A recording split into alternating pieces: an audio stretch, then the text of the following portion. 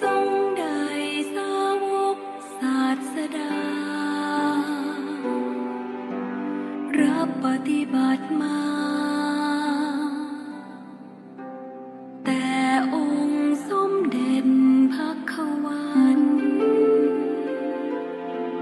เห็นแจ้งจตุสัจเสร็จบันรู้ทางที่อันระงับและดับทุกภัยโดยเสด็จพระผู้ตรัสไตรปัญญาผ่องใสสะอาดและปราดมัวมองเหินห่างทางค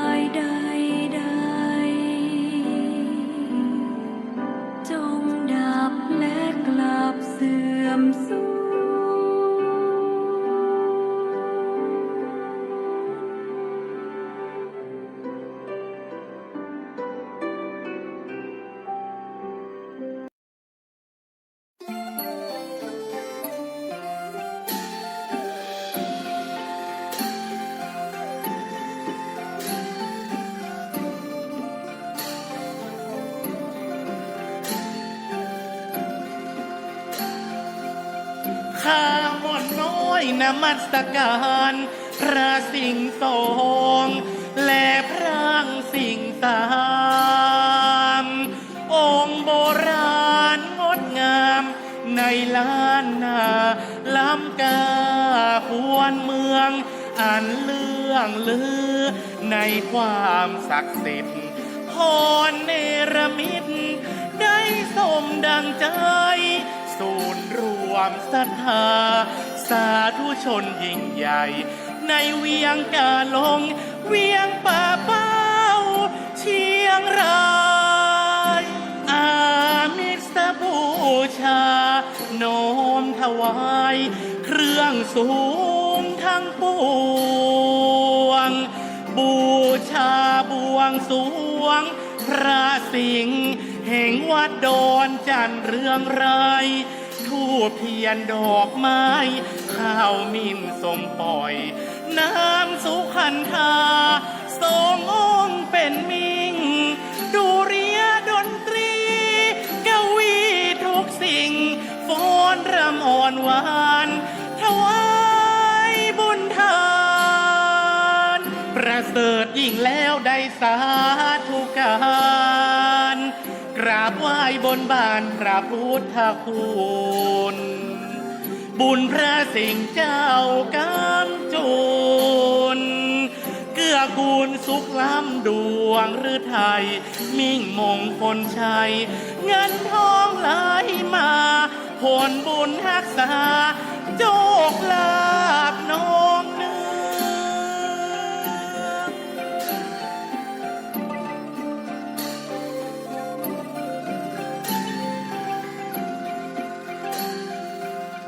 บวงข้าเจ้า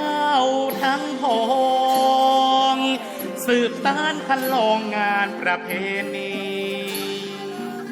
สงกรานต์ปีใหม่เป็นมิ่งสลีไหวพระสิงห์มีแต่โชคชัยนวัดดอนจันนี้ปารมียิ่งใหญ่ขอท่านจงได้สุขแก่แสนเปรมปรีดา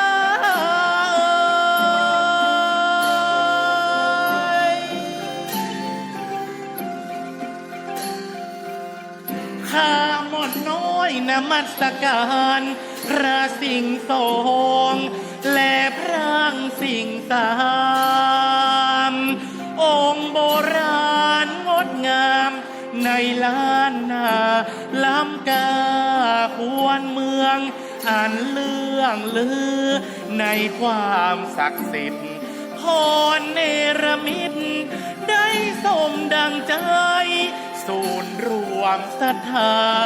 สาธุชนยิ่งใหญ่ในเวียงกาลงเวียงป่าเป้าเชียงรายอามิสบูชาโน้มถวายเครื่องสูงทั้งปวงบูชาบวงสรวงพระสิงห์แห่งวัดดอนจันเรืองไรทูบเทียนดอกไม้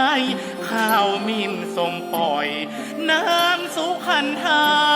ทรงองค์เป็นมิ่งดูเรียดนตรีกวีทุกสิ่งฟ้อนรำอ่อนหวานถวายบุญทานประเสริฐยิ่งแล้วได้สาธุการกราบไหว้บนบานพระพุทธคุณบุญพระสิงห์เจ้ากำจุ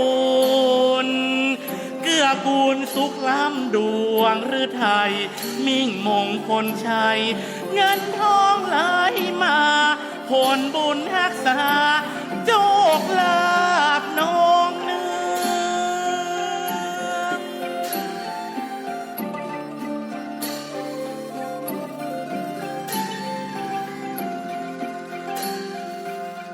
บวงข้าเจ้าทั้งพองสืบสานคันลองงานประเพณีสงกรานต์ปีใหม่เป็นมิ่งสลีไหวพระสิงห์มีแต่โชคชัย นวัดดอนจันนี้ปารมียิ่งใหญ่ ขอท่านจงได้สุขเกษมเปรมปรีดา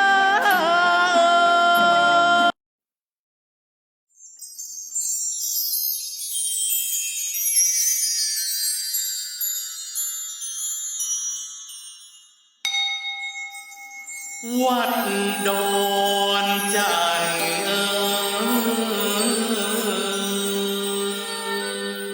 ตำบลเวียงกาหลง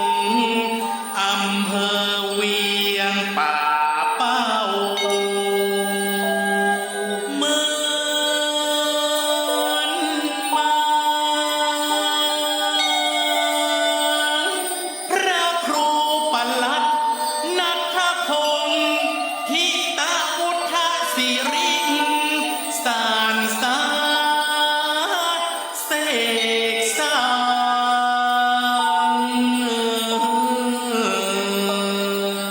พระเจ้าตันใจ มหาจักรพรรดิสวัสดิมงคล สารูปปิมปาเป็นมิงพระสิงสองพระสิงสามแลพุทธสถานผาสามเศร้างามสว่างอวดอ้างตำนานกำพร้าบัวตองแลเค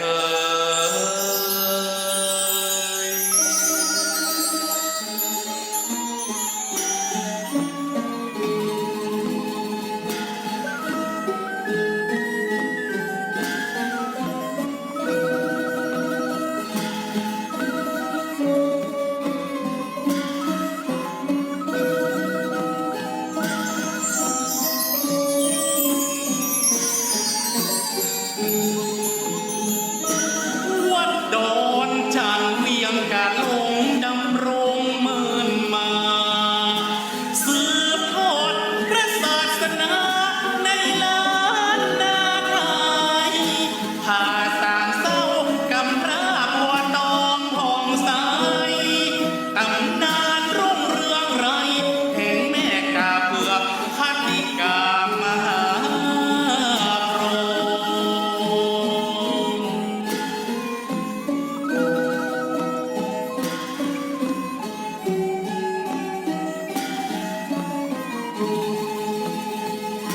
พระสิงห์สองพระสิงห์สามช่างงามสม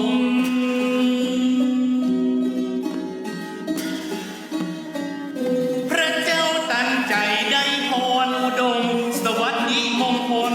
เลิศฟ้าบินป่า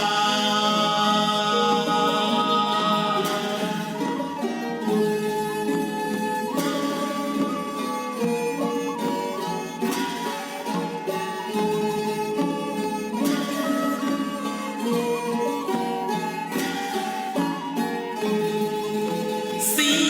ยงจักจันดังลั่นก้องตัวน้องดงไร เวียงกาหลงนิสัยโบราณนานมา พุทธสถานวัดดอนจันทร์แห่งล้านนา เจอแขกแก้วมาไว้สามิ่งมหาปารมีธรร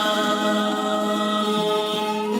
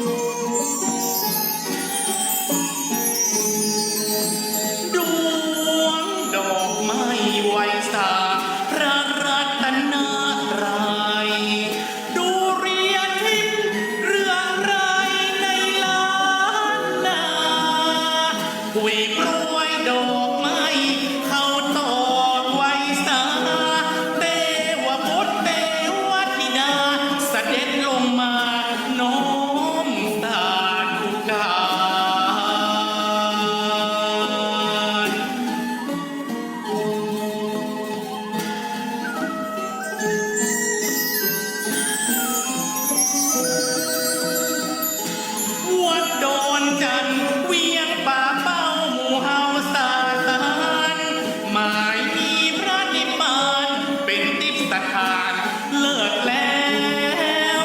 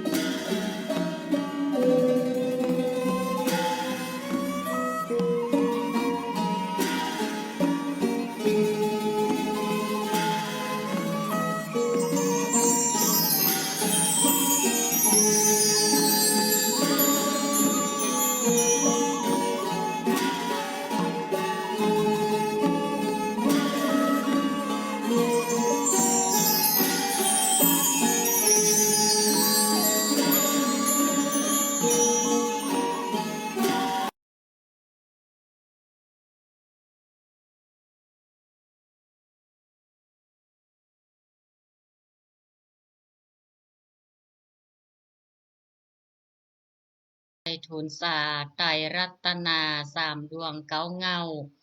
ไหวเจ้าสังฆะครูบาอาจารย์ตนกองวัดงามสั่งสอนม่อนค่าสั่งสอนม่อนค่าขอนอบน้อมในคุณของพระรัตนตรัยอันมีคุณพระพุทธคุณพระธรรมคุณพระสงฆ์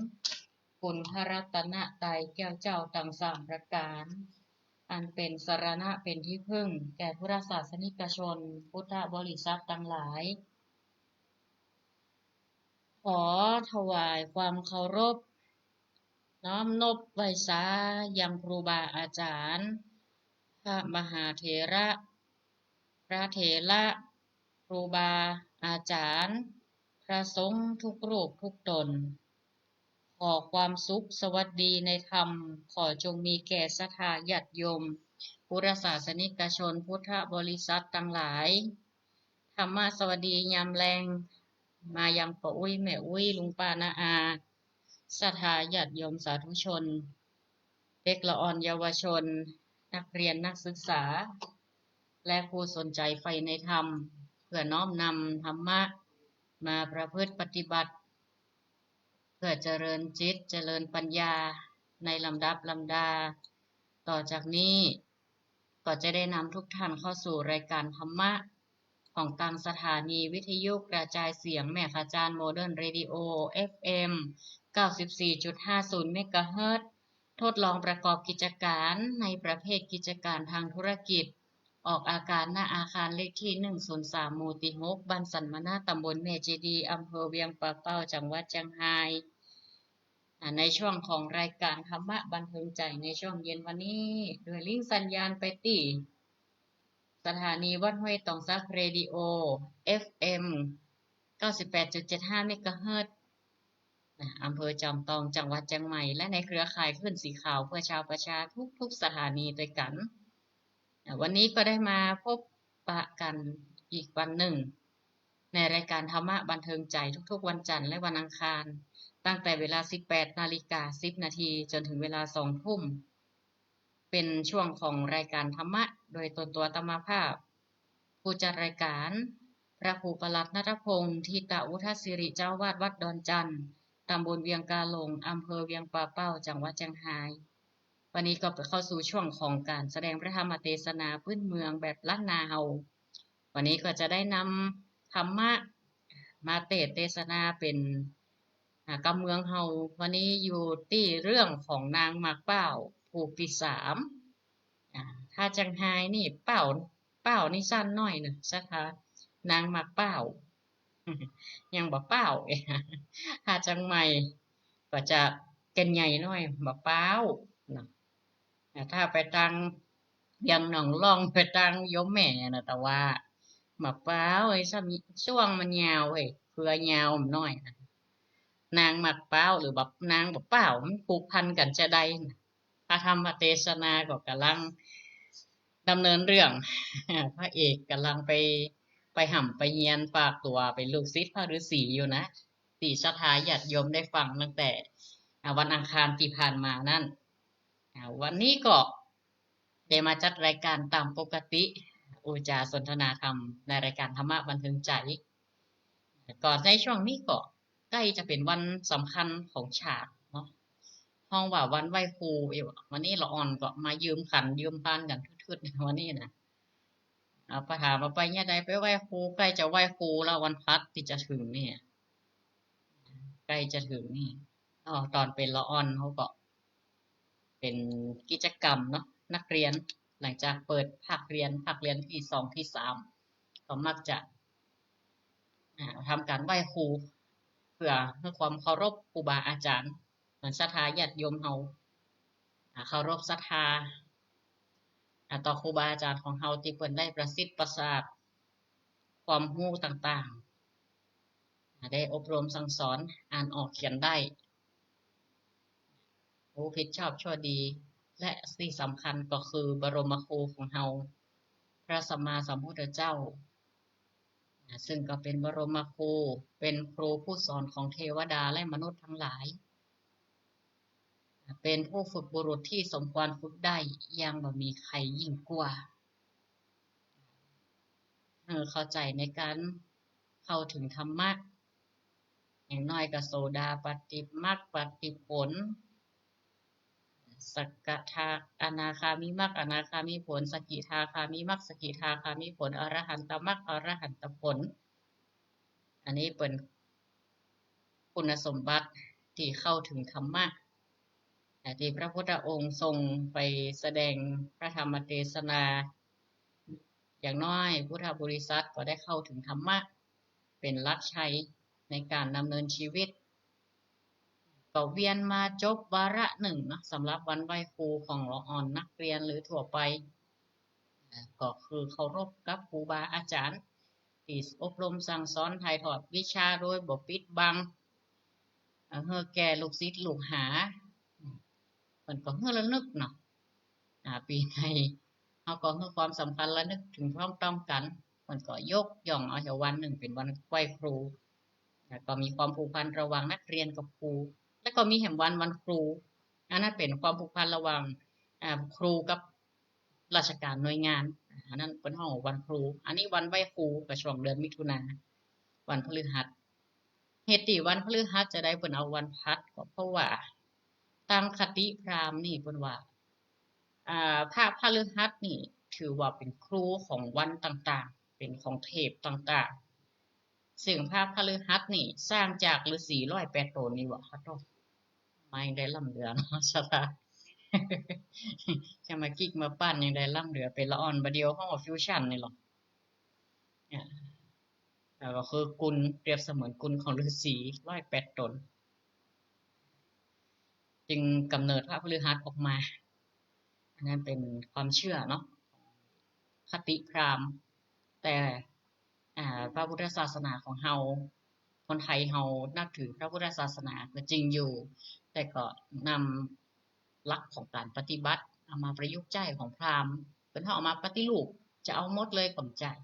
ก็คือเอามาปรับเปลี่ยนประยุกต์ใช้นะประยุกต์ใช้เอารูปแบบมา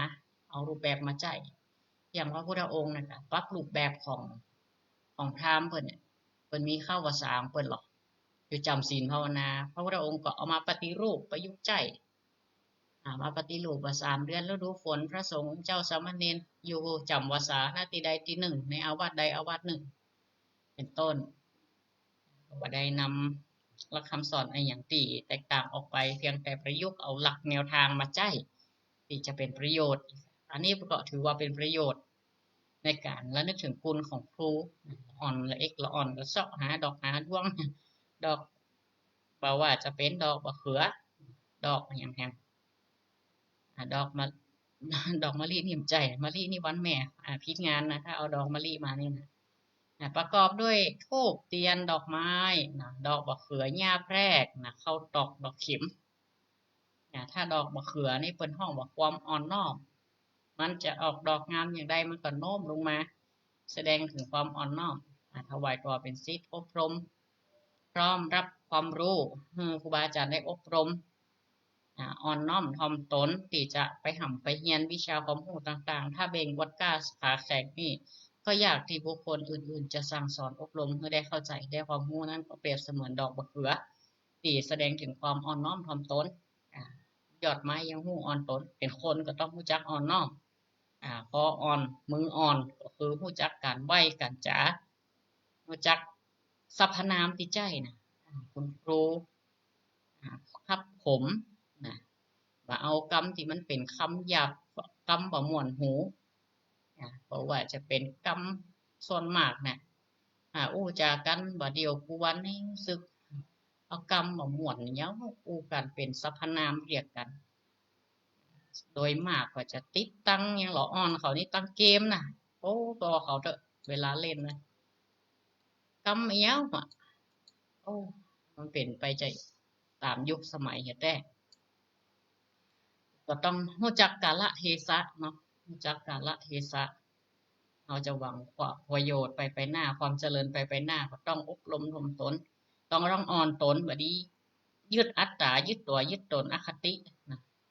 ถึงจะได้รับความรู้อย่างเต็มที่ยากแรกก็เปรียบเสมือนปัญญาที่แตกฉานความเจริญงอกงามแม้คนจะเหยียบจะย่ำยาแผกเนี่ยมันก็ไม่ได้บุยได้บนมันมีความอดทนแพร่กระจายไปง่ายแล้วก็มันปลายมันแหลมยาแผ่ง่ายไปทุกสภาพอากาศแสดงถึงปัญสติปัญญาฉลาดหลากแหลมเนาะของยาแพรกนี่งอกงามไปได้ทุกที่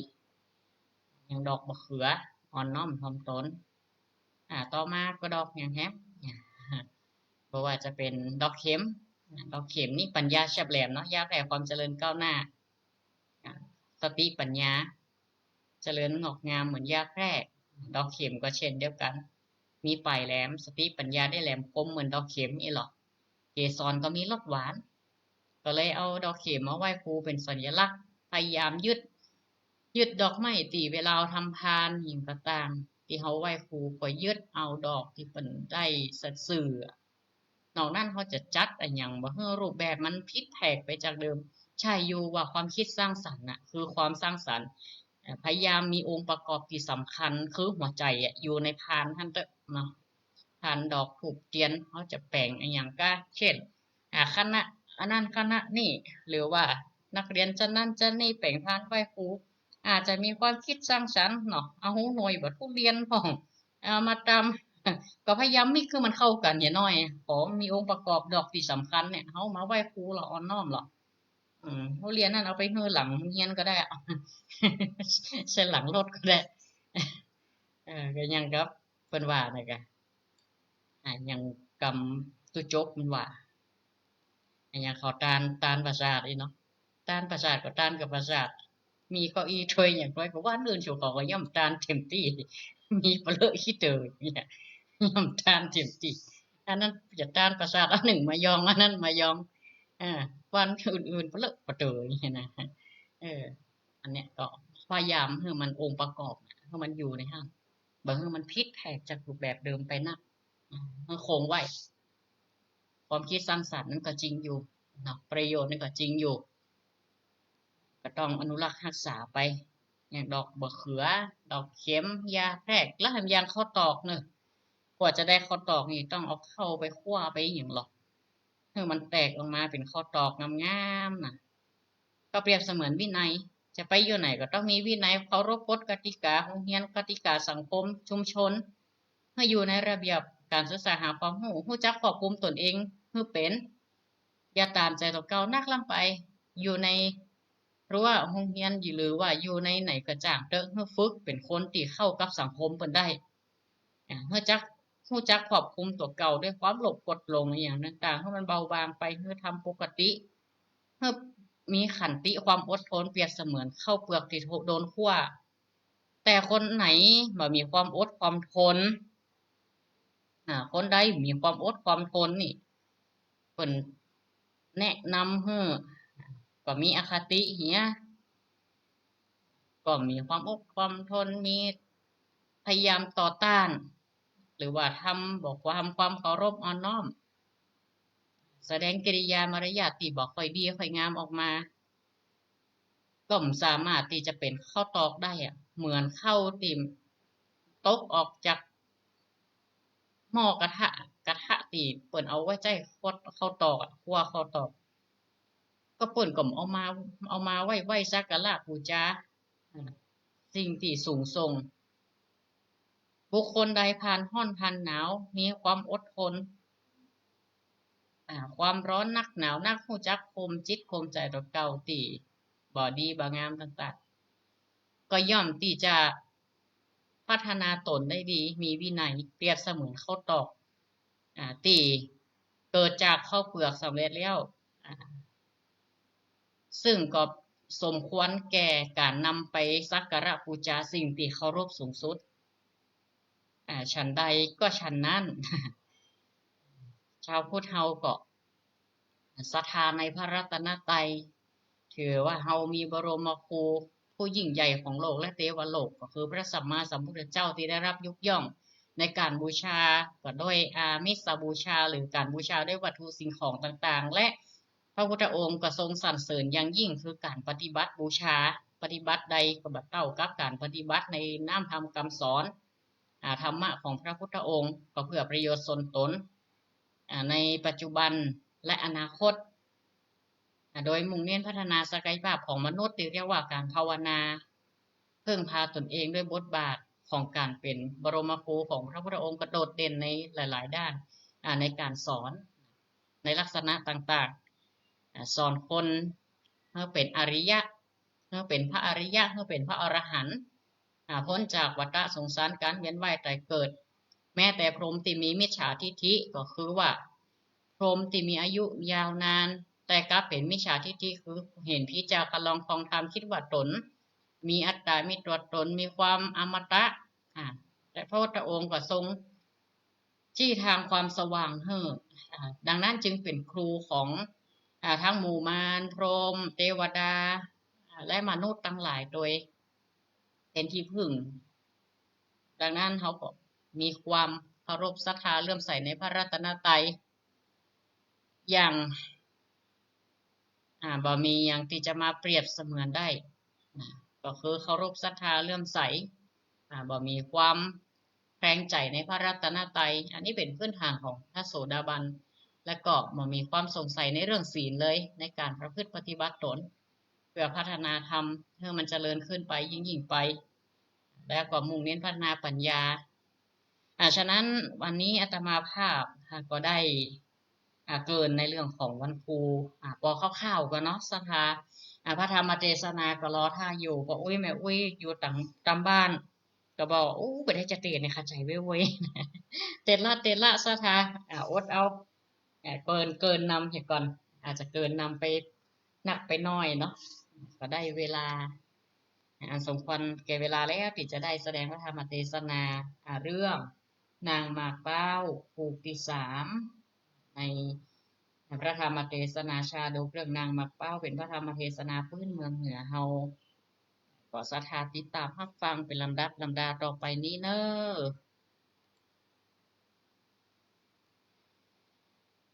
นะโม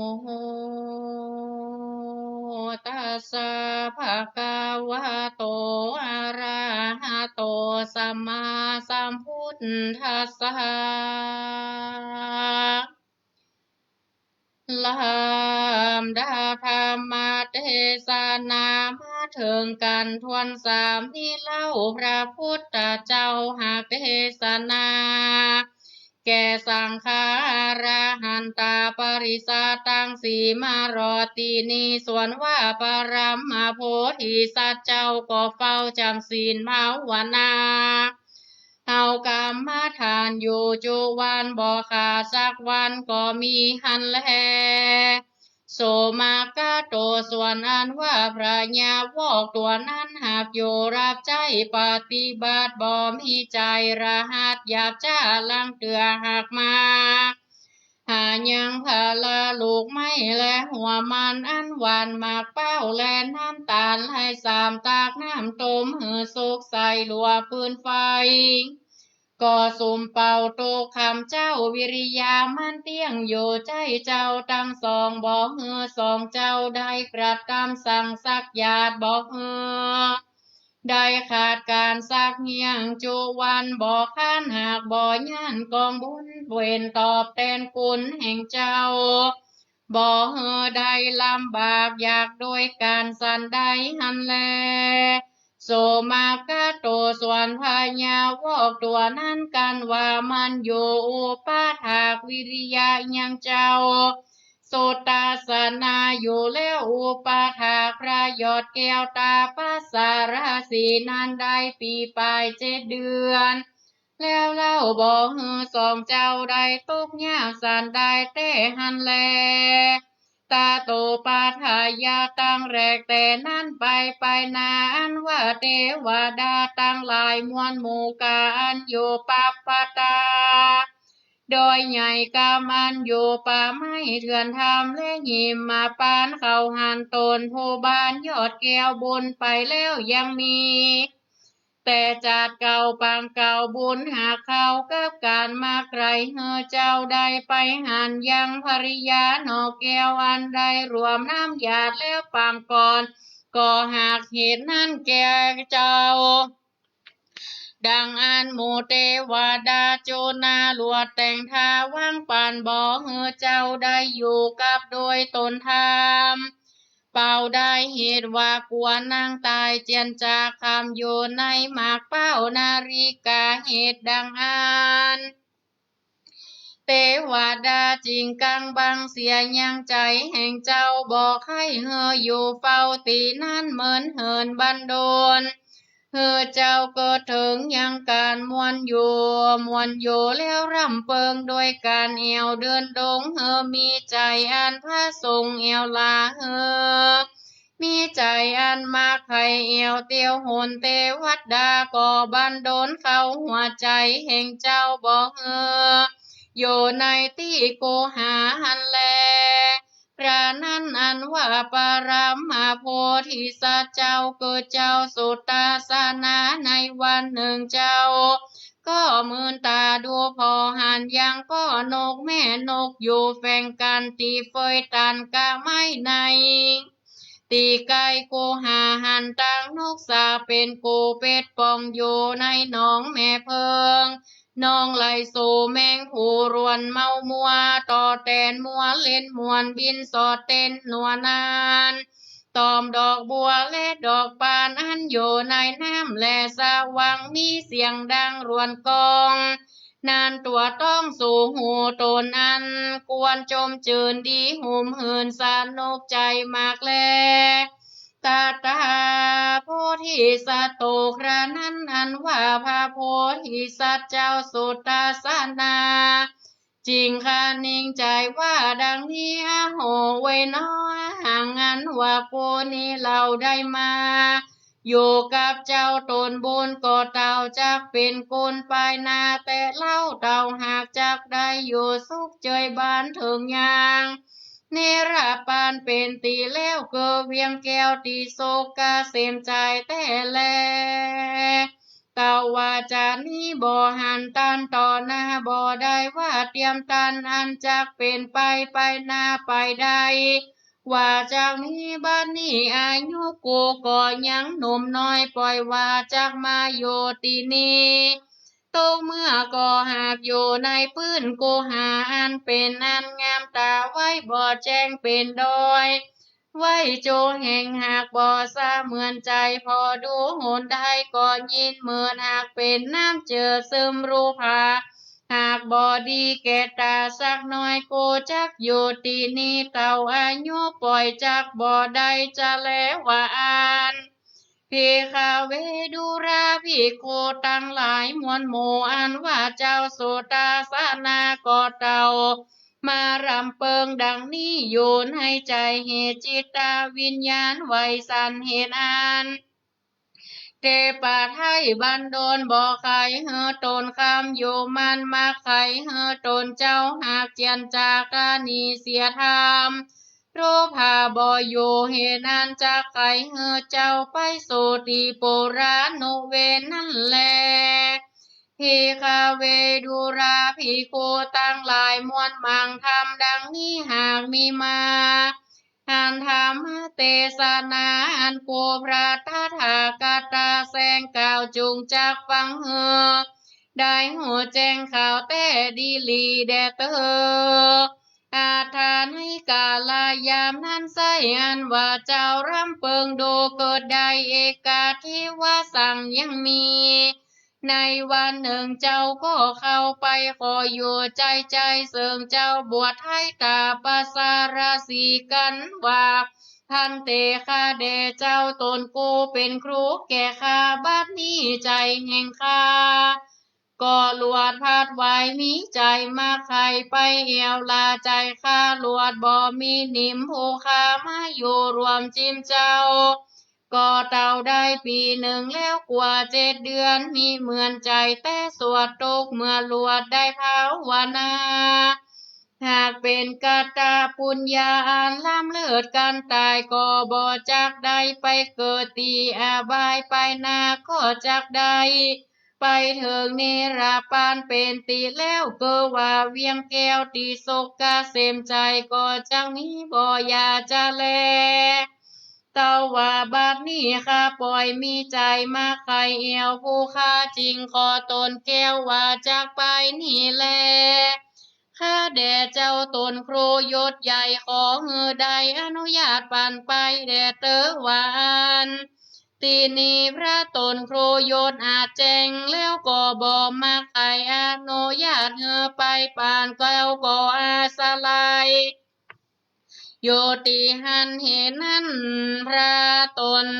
แก้วก็หากเจียนจาพระตนครูยศอาจก็บอกใครอนุญาตเจ้าภาษาไรจะตันต่อกับโดย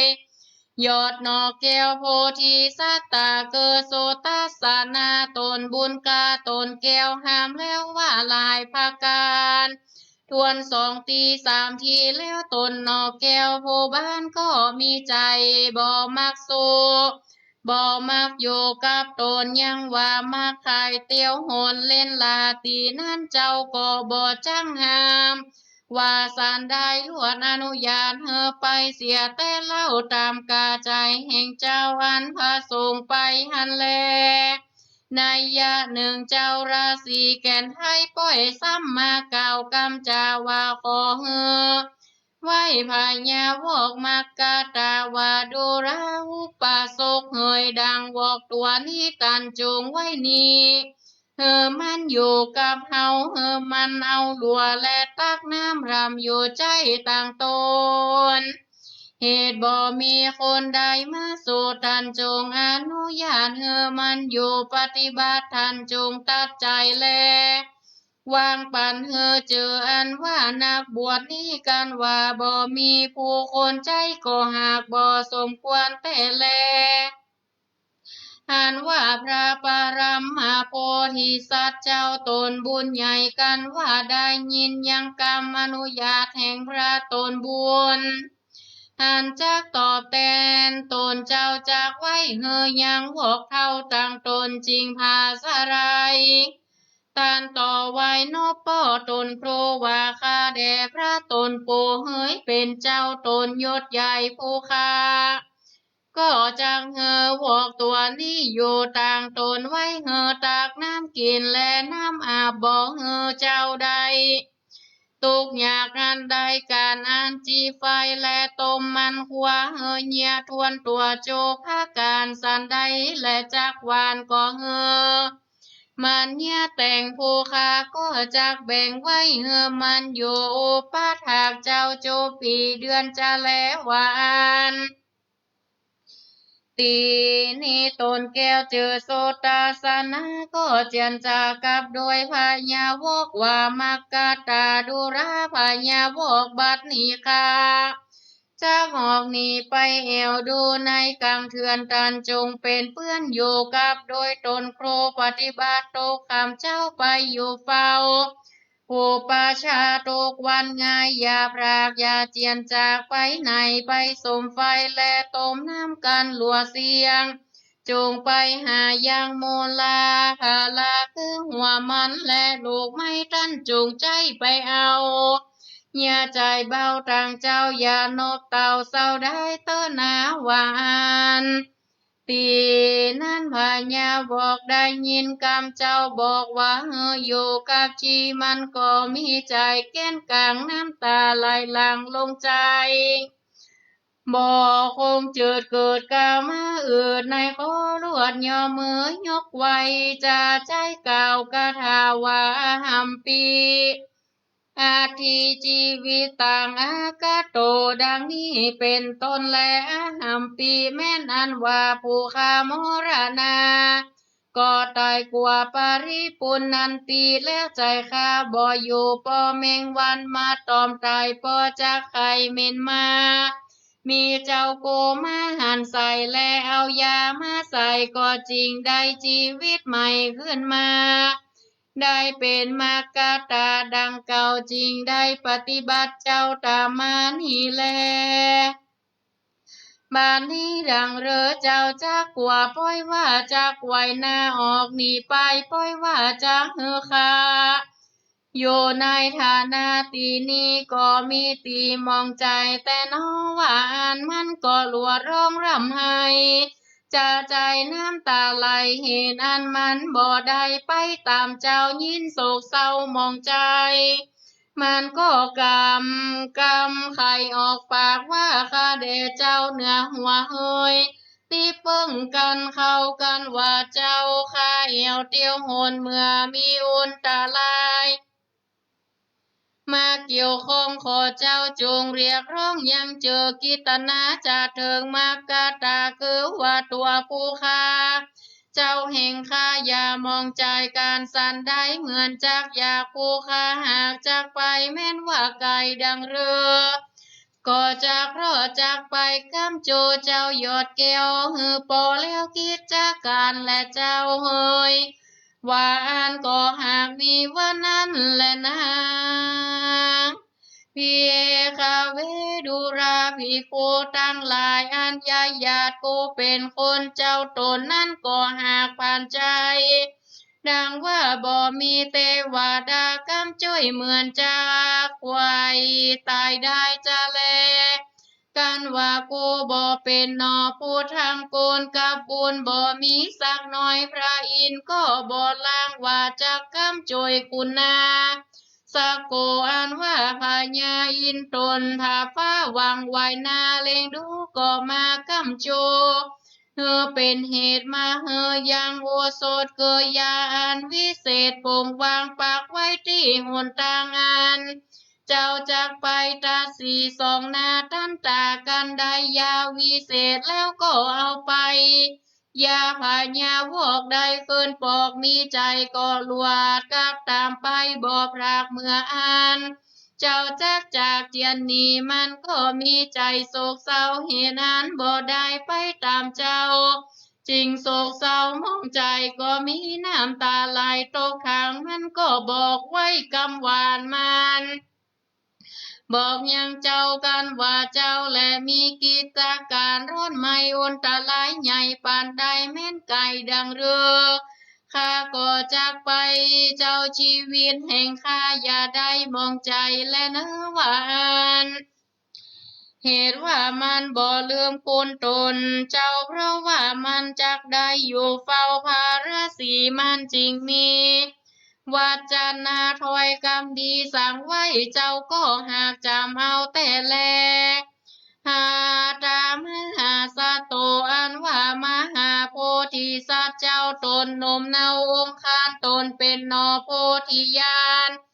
ยอดแก้วกันว่ายามถูกแล้วก็ว่าจากไปเจ้าก็ไว้ยังตาภาษาราศีไทยจะใจสั่งอำลาว่าข้าแด่เจ้าบุญใหญ่ตนครูแห่งข้าก็จากวอกตัวนี้ไปกำโจต่างตัวแห่งคู่ข้าแล้วปฏิบัติบัดนี้ข้าก็หากจากปัดพรากพระตนแก้วไปก่อนและวานเมื่อสั่งอำลาแล้วตนแก้วก็ออกจากทำไกลกาตีนั้นอันว่าพญาวอกก็จริงไปทรงยาง เจ้าสุตตาสนาเกิดโพธิสัตตาองค์คำนอกเกี่ยวกันว่าไปส่งแล้วก็ปอกตัววอกซ้ำคืนมาอยู่กับพระราศียอดให้ตกเมื่อใจปฏิบัติไปบอดเดียวไวแหวล่ากลมนากว่าใจตีนมือเจ้าบอกดังเรือมันก็จำเจอไว้บอกพระบวชให้ได้กระทำเต่ากระทำเมตตาทำไปจะใจบ่ได้เกิดอยากโดย การสันได้ก็หากมีแต่หันแลหาราสามหาสตโตวานิกาจันติหิมาวันตังพระโตอาทานิกาลายามนั้นมหาสตโตท่านว่าพระมหาสัจเจ้าตนยิ่งโยดองคานกาชันติก็ไปวันนี้ในสถานดงด่านป่าไม่ไปจะใจกลางภัยไปตนเดียวแต่เราใจแก่แต่กาในหิมมาวัน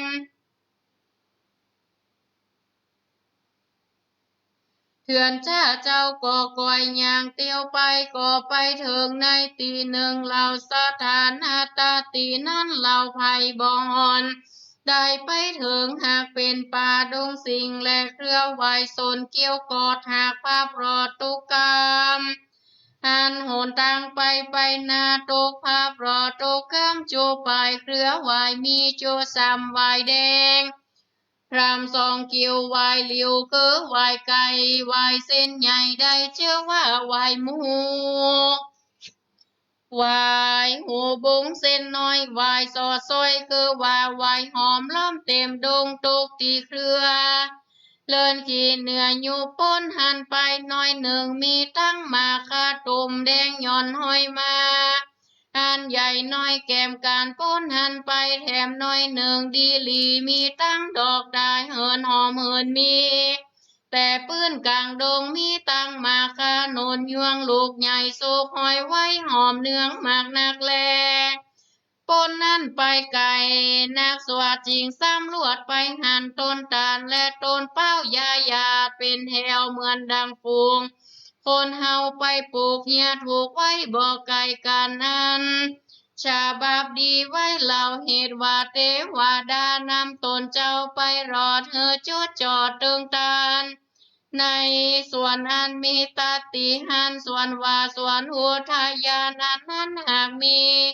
ไว้แต่ก่อนได้มาหมู่เทวดาหากไปหักษาอยู่บ่เฮอหมู่คนเถิงหากมีไว้แต่เหมือนเหินหลวงล้ำมีโจสามลายภาการการเป็นบุพาโจสามีเหลียบข้างฝั่งน้ำแม่กงกาน้ำมันนั้นไหลหลังมาทักษีนาโหนไตบ่อน้อยบ่อใหญ่ปานกลางหางมันเกี่ยวพับจอดเดียวเกี่ยวกอดอุทยานเป็นหินทานสูงสวดน้ำมันนั้นหลวดไหลหกไหลตกนั้นซาเสียงใหญ่เป็นดังเสียงฟ้าผ่าโดยปังมีเสียงกาดังคาคลื่นเป็นดังปื้นแผ่นดินไหวเสียงดังไปตัวกองนั้นจอดแห่งห้องอุทยานมากนักแลโพธิสัตว์เจ้าอันว่าพระปารัมมาโพธิสัตว์เจ้าเกิดสุตตาสนะก็ลวดลีลาไปจุติมีแต่ตนเจ้าเป่าปังเดียวเอวเข้าส่วนคำจริงไปงานยังพาหลวงกำแผ่นกวางมีตัดวางกลางส่วนลวดเอาตนไปนางย่างป่าตีนั่นพอเล็งดูอันแลที่สวาเจ้าก็หันยังต้นหมากเป้าเป็นต้นเป็นคุมต้นแก่นมโจดเจือมีใบเปือหันกว้างใหญ่พอดูใกล้แต่ก็หากเหมือนวีเหยาเหลือตันมีต้นใบสูงมากกว่าสูงกว่าศอกดีหลีมีต้นหนึ่งแต่ไส้ใหญ่พ้นตีลำเลิศนั้นหากเกิดมีมาเทวดาจริงจักแต่งเฮอมันงามลายมีหน่วยมากงามตาหากมีหน่วยเดียวบ่มีกูป้อยมันอยู่ตีตั้งสูงเหมือนคำหุงอันตันลอยเงียดูพอแต่ก็หากเปิงใจ พอดูเป็นดังเส้นไหมคำเขียนขอดเป็นดังตันเอามัดและเกี่ยวกอดสับสนยามนั้นตนองค์แห่งพระโพธิสัตว์เจ้าหันแล้วก็ปอลงลืมจิตใจซึมไข่ได้ยังหมากเป้านาฬิกาโสเตนะจงจักฟังเฮือที่แจ้งอันพระพุทธเจ้าจักแสงเปสนานิเตอพิคาเวดุราภิกขุตั้งหลายอันนี้สินใสบ่เศร้าใส่งามเฮอมีจิตใจตามดังเสือจือไว้กับใจจงเตสนาไปสอนยังเวนยะบริษัทเฮอปฏิบัติตามไปใจเฮอได้คำศาสนาไปแด่เตอตาตาตีนั้นอันว่าพระมหาสัจเจ้ากันว่าเข้าไปรอดติพยานในสถานดงป่าใดนางเหนือนาตีผาเปียงเจ้าก็เล็งดูยังตนหมากเป้าไปโจดาวส่วนพีสายตาดีต่อป้อยซ้ำหอกับตามป้อยซ้ำหันยังหมากเป้างามหน่วยหนึ่งมีใจซึ่งว่าจากเมื่อเอาซ้ำเป็นเราลำอันยาวใหญ่ลังจากบ่ได้ลวดนิ่มตัวเหตุว่ากลัวตกตายเมียนจ้าเต่ามีตาเยี่ยมพอบ่ขาดสังยามหันแลหันว่าลำต้นหมากเป้าอันนั้นนามันหากเป็นปูนหลากมีหน่วยมากอันเดียวบ่ขาวบ่เขียวเป็นดังเจ้าโมหักเหลืองอยู่เหมือนคำมีไหมคำเขียนรอดสายสอดเซียวสนใสเหตุว่ามันมีนางกุมารีน้อยเป็นลูกซอยแห่งพญาอินทร์หากมีหันแต่และนาง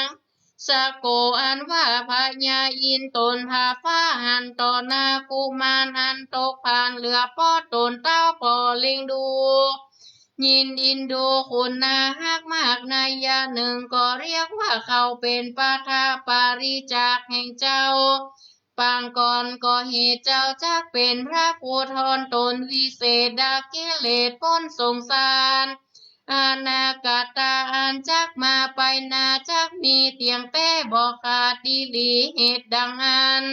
พญาอินทร์จริงมีใจการุณารักมากจริงเอาลูกตนมาใส่ไว้ในกวางหมากเป้ามีตังเครื่องพัวข้าวลายสิ่งเครื่องติบยิงลายพาการ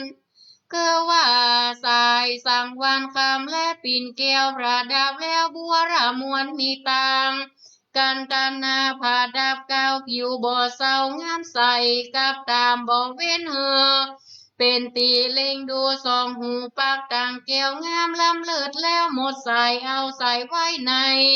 หน่วยหมากเป้ามีต่างเมาใส่แขนแหวนใส่ก้อยพญาอินก่อก้อยมาพิจารณา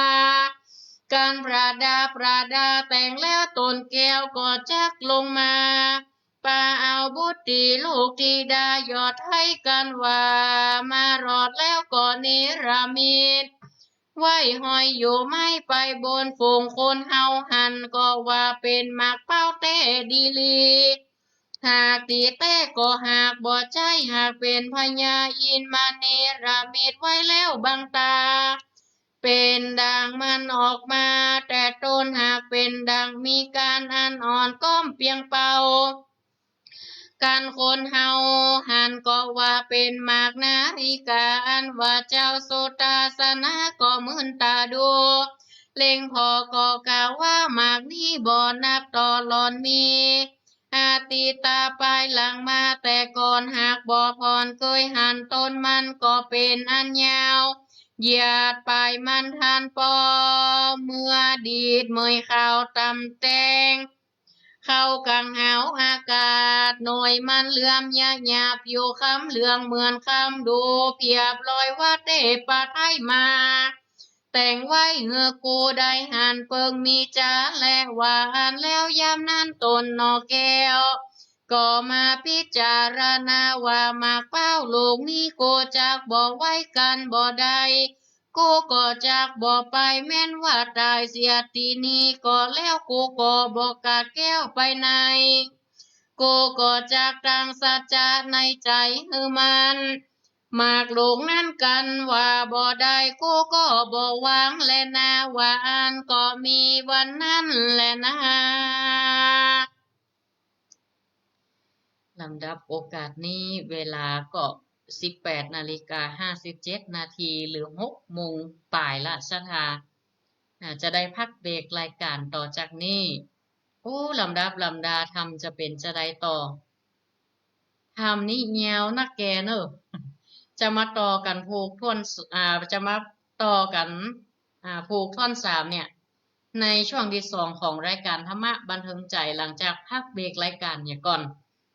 ทำนี่แหมนักอยู่นะสถาเงียวเอาละเนอะเรื่องนางมักเป้าฉบับกินฟืดนี่นะพออีทแต่อีทต่างเจ้าสุตตสนานี่แต่กะจะเด็ดก็บ่เข้าใจเด็ดทำก็บ่จบง่ายเตือนะกำลังนอนพอก้มเป้าอยู่ก็ขอลาเจ้าฤาษีไปออกแอวป่าเอาบอกเท่านั้นเราละฤาษีฮะเอาฤาษีเอาไว้ปฏิบัติพัดปูหนึ่งเผาเป่าไฟดักน้ำหุงแกงเอาผลหมากหลักไม้มาเฝ้าอุปถากแทนตน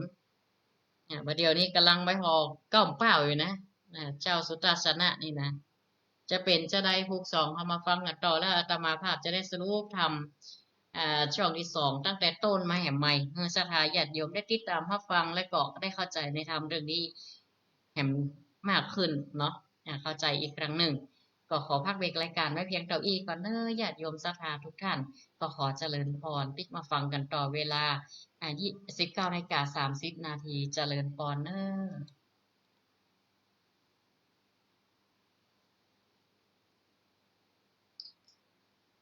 อนุโมทนาญาติโยมสาธุชนทุกท่านติดตามรับฟังผ่านทางและโซตัง Facebook ทิตาอุทัสิริภิกขุและเพจของรายการธรรมะบันเทิงใจทุกท่านโดยได้กำลังใจติดตามรับฟังพระธรรมเทศนาในรายการธรรมะบันเทิงใจมาตั้งแต่ต้นชั่วโมงมาก่อนเขาจะออกไปพักเบรกรายการนั่นอาตมาภาพก็ขอฝากประชาสัมพันธ์เนาะท่านใดมีจิตเจตนาร่วมการเกิดการสร้างประตูโขงวัดดอนจันทร์นะก็ทำบุญได้กันเรื่อยๆตามรายการต่างๆหรือตามเจตนาของศรัทธาญาติโยมอีกครั้งหนึ่งในการสร้างซุ้มประตูโขงซึ่งก็ได้ดำเนินการตั้งแต่ระยะแรกมาละก็คือปกเสาเอกละและเสาบริวารขึ้นเสาเรียบร้อยเนาะก็จะได้ทำบุญประจำปีอีกครั้งหนึ่งสมทบทุนแห่งข้างก็วันที่1 พฤศจิกาตรงกับวันส่งน้ำพระธาตุวัดดอนจันทร์หลังจากออกพรรษานี่วันที่28 กรกฎาคมออกพรรษาก็26 ตุลาคมแล้วก็ประเพณีส่งน้ำพระธาตุวัดดอนจันทร์นี้ก็วันที่1 พฤศจิกาซึ่งปีนี้ตรงกับวันที่1ก็ว่าจะลวดตาลต้นเงินโดยตาลผ้าป่าตาลอย่างต่างๆเนาะถ้ามีกฐินก็จะลวดตาลกฐินโดยก็รอคหบดีเศรษฐีพอเลี้ยงไม่เลี้ยงอยู่นะกฐินยังบ่ลนมากำเตือก็ฝากบอกบุญประชาสัมพันธ์เนอะท่านใดมีเจตนาจะรับร่วมเป็นรายการของซุ้มประตูก็เอิ้นเปล่าบอกประกาศหรือว่าสอบถามได้ตีเฟซอาตมาภาพหรือเบอร์โทรศัพท์รายการธรรมะบันเทิงใจได้เนาะซึ่งพระธรรมเทศนาก็ขอพักเบรกไว้ตัวอี้ก่อนเนอะพักเบรกแล้วก็จะได้ฟังเพลงธรรมะบัจจัยเพลงเป็นห้องว่าบทสรพันยะบทสรพันยะต่อปิกมาในอีกสักครู่ขออีกสักครู่กลับมาฟังกันต่อก็ขออนุโมทนาศรัทธาญาติโยมที่ตามรับฟังมากันมา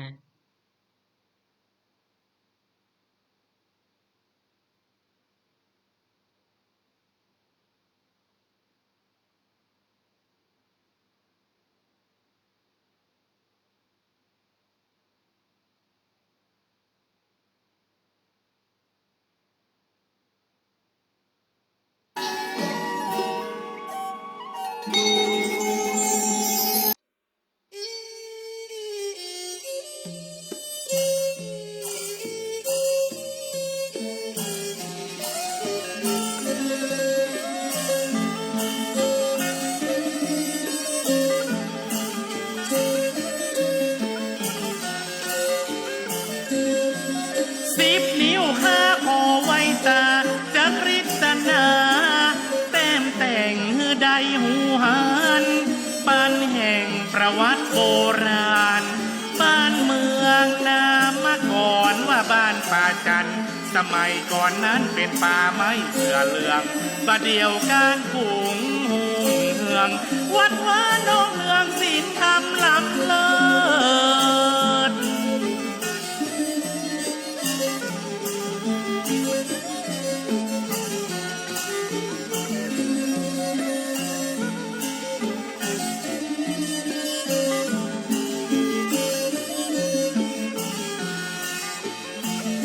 มีสารูปเจ้าพิมพ์ป่าพระสิงห์ล้านนาองค์พระเสด็จมาขอพรชัยบังเกิดสำริดสำเร็จสมภาธนา ศูนย์รวมจิตใจพี่น้องสักเตินแส่ตองไว้สามาชมดอกเอืองทินผาอลังการตาทุกสิ่ง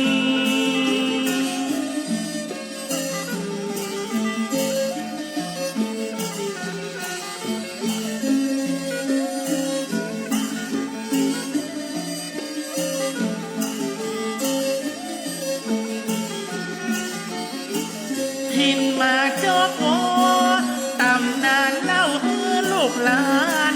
เป็นมิ่งม่อนมโนรา งามยิ่งไข่จวนแค่แก้วมาเมืองโบราณสถานขาสามเต้าแต่เก้าปู่ย่าตาเหลืองมีนองสามขานองเนืองบ้านเมืองมีสุขสายกว้าง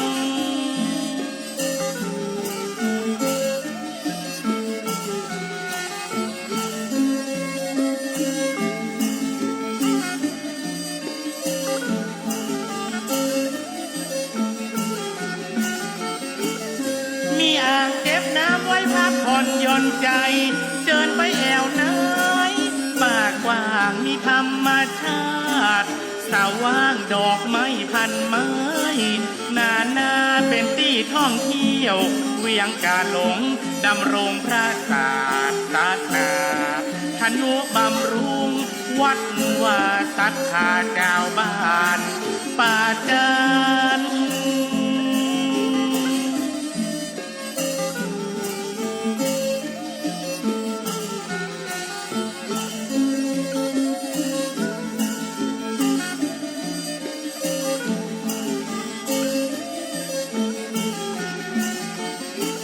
ชุมชนมีคุณธรรมโน้มนำคำสอนตั้งมั่นเศรษฐกิจพอเพียงนั้นสืบสานและพัฒนางามประเพณีล้านนาสืบสานกันมางามตาน้ำห้วยไหลรินทาลาชื่นชมอุราล้ำเลิศ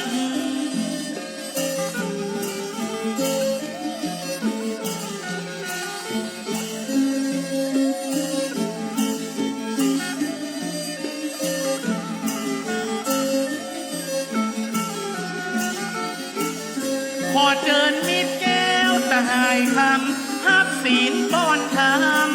ประเสริฐนวัดดอนจันทร์ล้ำเลิศเมื่อมาแอวเมืองเสียงไห้ขอให้ท่านอยู่ดีมีสุขสนุกสุขเถินนักหลายเจ้าบ้านป่าจันทร์ยิ่งใจตอนฮับต่างหลายมาแอว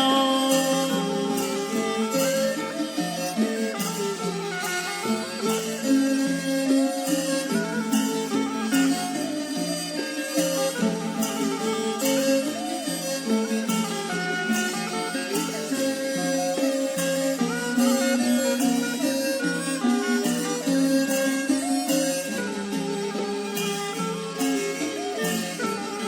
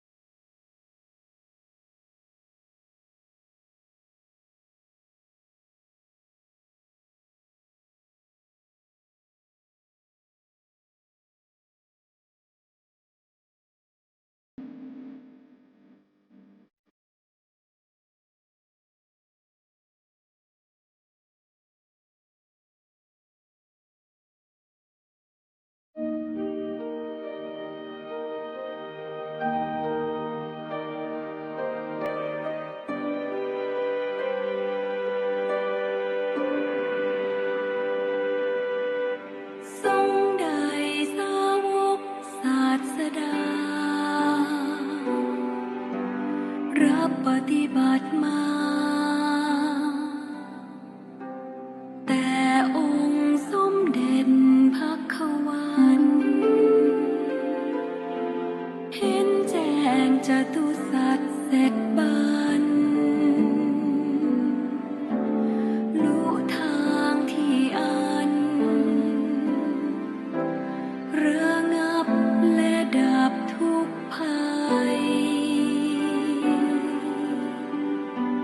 โดยเสด็จพระผู้ตรัสไตร ปัญญาผ่องใส สะอาดและปราดมัวมองเหินห่างทางข้าศึกปองบ่มีลำพองด้วยกายและวาจาใจ เป็นเนื้อนาบุญอันไพสารแด่โลกายและเกิดพิบูลคูณพ้นสมญาเอารสทศพล มีคุณอานนท์อเน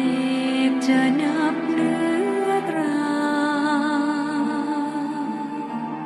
ข้าขอนบหมู่พระสรา พกทรงคุณา นุคุณประดุจจรำพัน ด้วยเดชบุญข้าอภิวัน พระไตรรัตน์อัน อุดมดิเรกนิรัตไสยจงช่วยขจัดโพยภัย อันตรายใดๆจงดับและกลับเสื่อมสูญ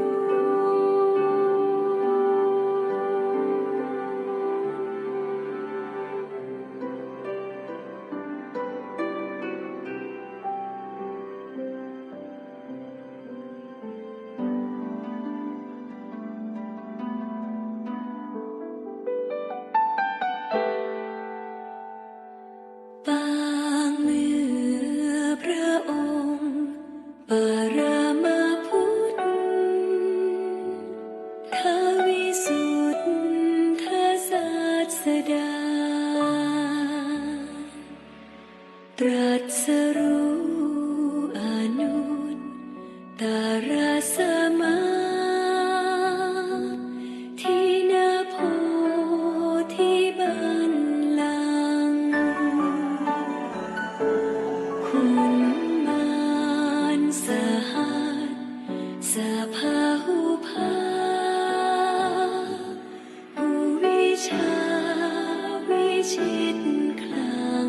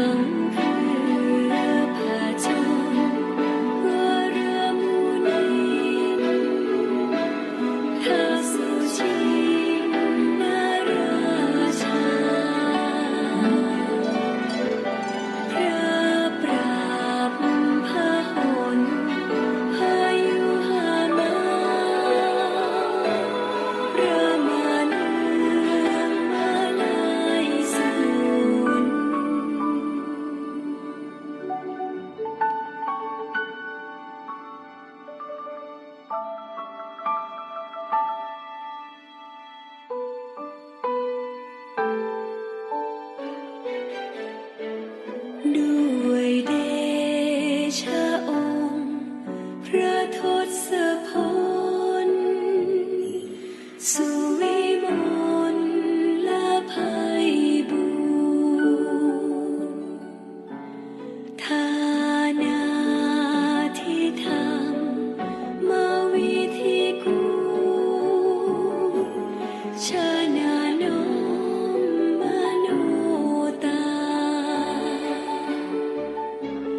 ด้วยเดชะสัตย์จวาจนาและนามามีองค์สาม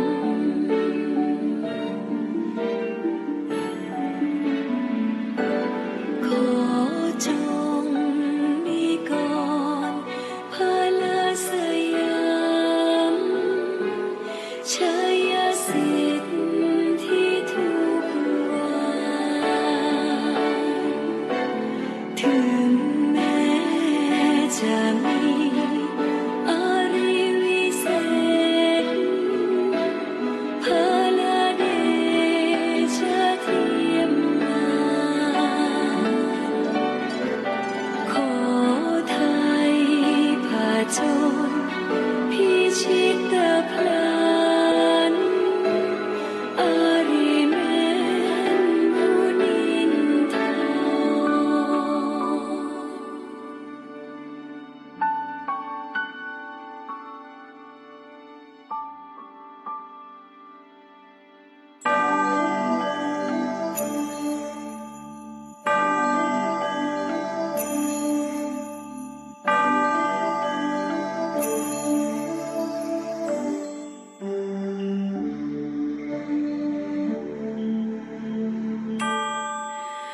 ธรรมะคือคุณากรส่วนชอบสาธรดุจดวงประทีปชัชวานแห่งองค์พระศาสดาจารย์ส่องสัตย์สันดานสว่างกระจ่างใจมน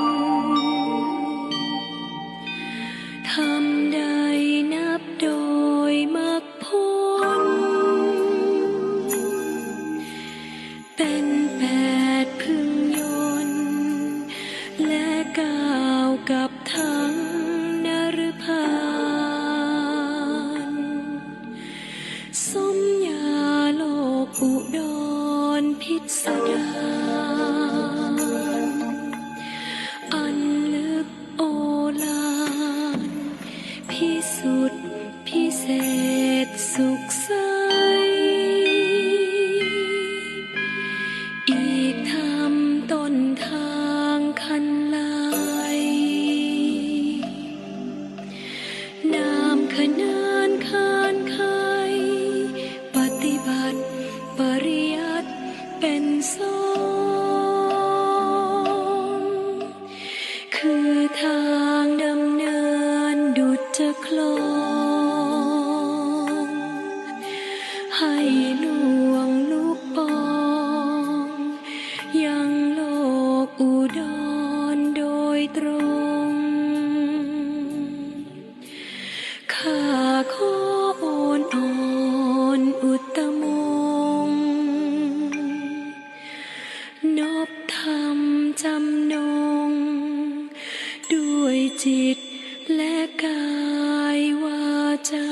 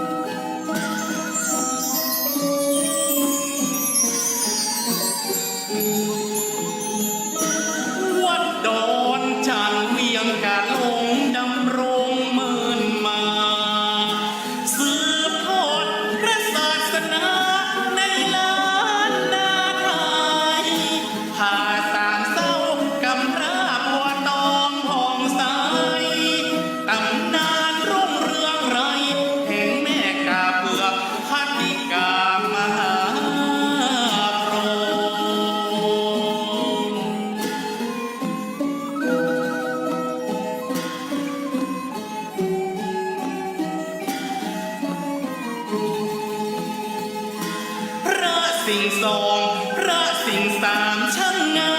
มสม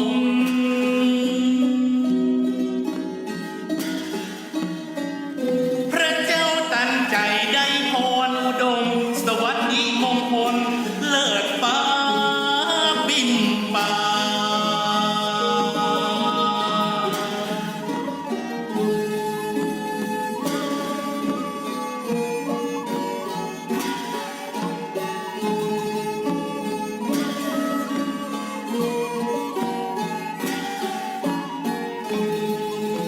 เสียงจักจันดังลั่นก้องตัวท้องดงไพรเวียงกาลงนิสัยโบราณนานมาพุทธสถานวัดดอนจันทร์แห่งล้านนาเจอแขกแก้วมาไว้สามิ่งมหาปารมีธรรม